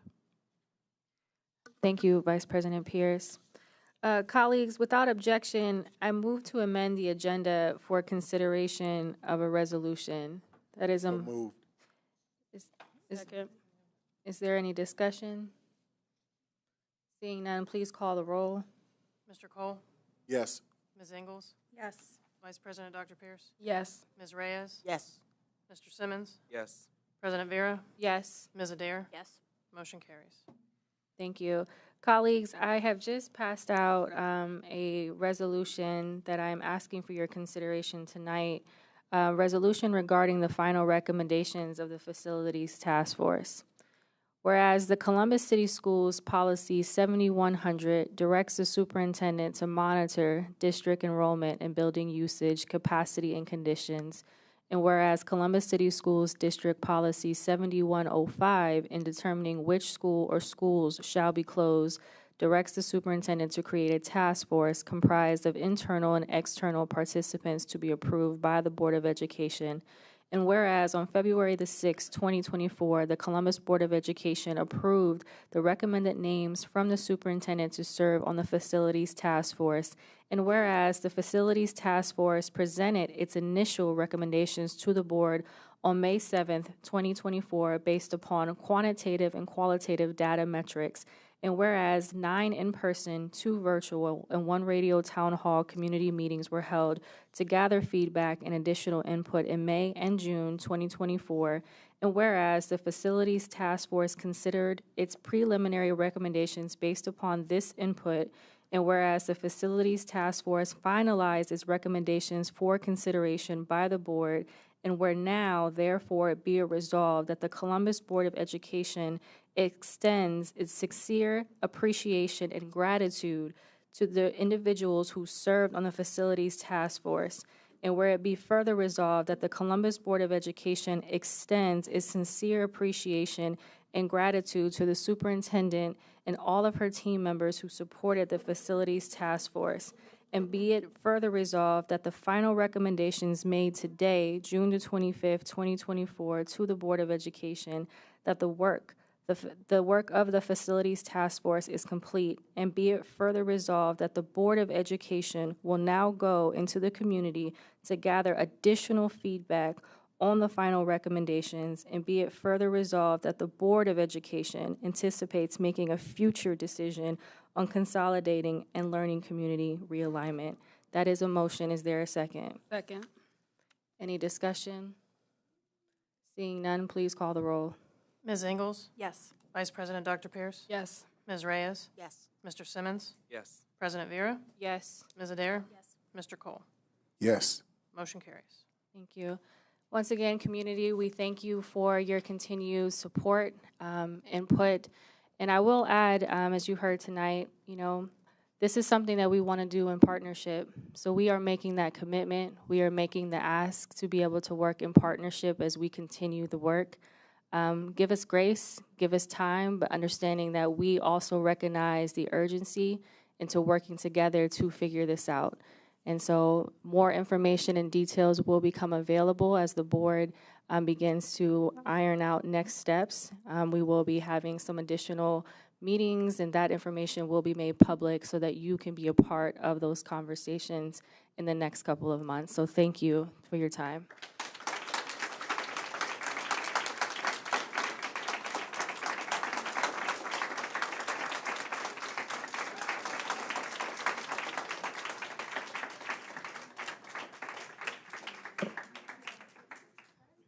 Colleagues, at this time, we will move on to item 5.1, approval of the consent agenda, items 6.1 to 6.3. Is there a motion to approve the consent agenda? So moved. Second. Any discussion or items? Board Member Pierce? Yes, I would like to move 6.3 for separate consideration. Okay. Is there a motion? We need a motion to move. Is there a motion to move item 6.3 for separate consideration? You made the motion. I made Just the Okay, is there a second? I'll second. Please call the roll. Vice President Dr. Pierce? Yes. Ms. Reyes? Yes. Mr. Simmons? Yes. President Vera? Yes. Ms. Adair? Yes. Mr. Cole? Yes. Ms. Ingles? Yes. Motion carries. So at this time, we will be voting on items 6.1 and 6.2. Is there a motion to approve items 6.1 and 6.2? So moved. Second. Any discussion? Please call the roll. Ms. Reyes? Yes. Mr. Simmons? Yes. President Vera? Yes. Ms. Adair? Yes. Mr. Cole? Yes. Ms. Ingles? Yes. Vice President Dr. Pierce? Yes. Motion carries. And now we're moving to item 6.3. Is there a motion to approve item 6.3? So moved. Is there a second? Yes. Second. Any discussion? Please call the roll. Mr. Simmons? Yes. President Vera? Yes. Ms. Adair? Yes. Mr. Cole? Yes. Ms. Ingles? Yes. Vice President Dr. Pierce? No. Ms. Reyes? Yes. Motion carries. All right. Treasurer Vanover, did you have anything else? No, just I appreciate the opportunity to bring these forward so that we can continue to pay staff and close out the fiscal year. We appreciate Those are all that good as well. things. Before we close out, Auditor O'Connor, do you have anything for us? Nothing this evening, thanks. Thank you, sir. All right, so at this time, we will move into executive session, and I will hand it over to Vice President Pierce for the motion. So it is recommended that the Board of Education recess into executive session per Section 121.22 G1 Ohio Revised Code to consider the appointment, employment, or compensation of public employees. That is a motion. Is there a second? Second. Any discussion or objection? Please call the roll. President Vera? President Vera? Yes. Sorry. Sorry. Ms. Adair? Yes. Mr. Cole? Yes. Ms. Ingles? Yes. Vice President Dr. Pierce? Before I say yes, understanding that this is our last meeting, I am just wishing all of our staff a very safe holiday and break time. And we look forward to welcoming you all back, refreshed and renewed and ready to continue the work. Yes. Ms. Reyes? Yes. Mr. Simmons? No. Motion carries. All right, at this time, we will head into executive session. When we return, it will not be televised, so thank you all for joining us this evening. We are heading into executive session.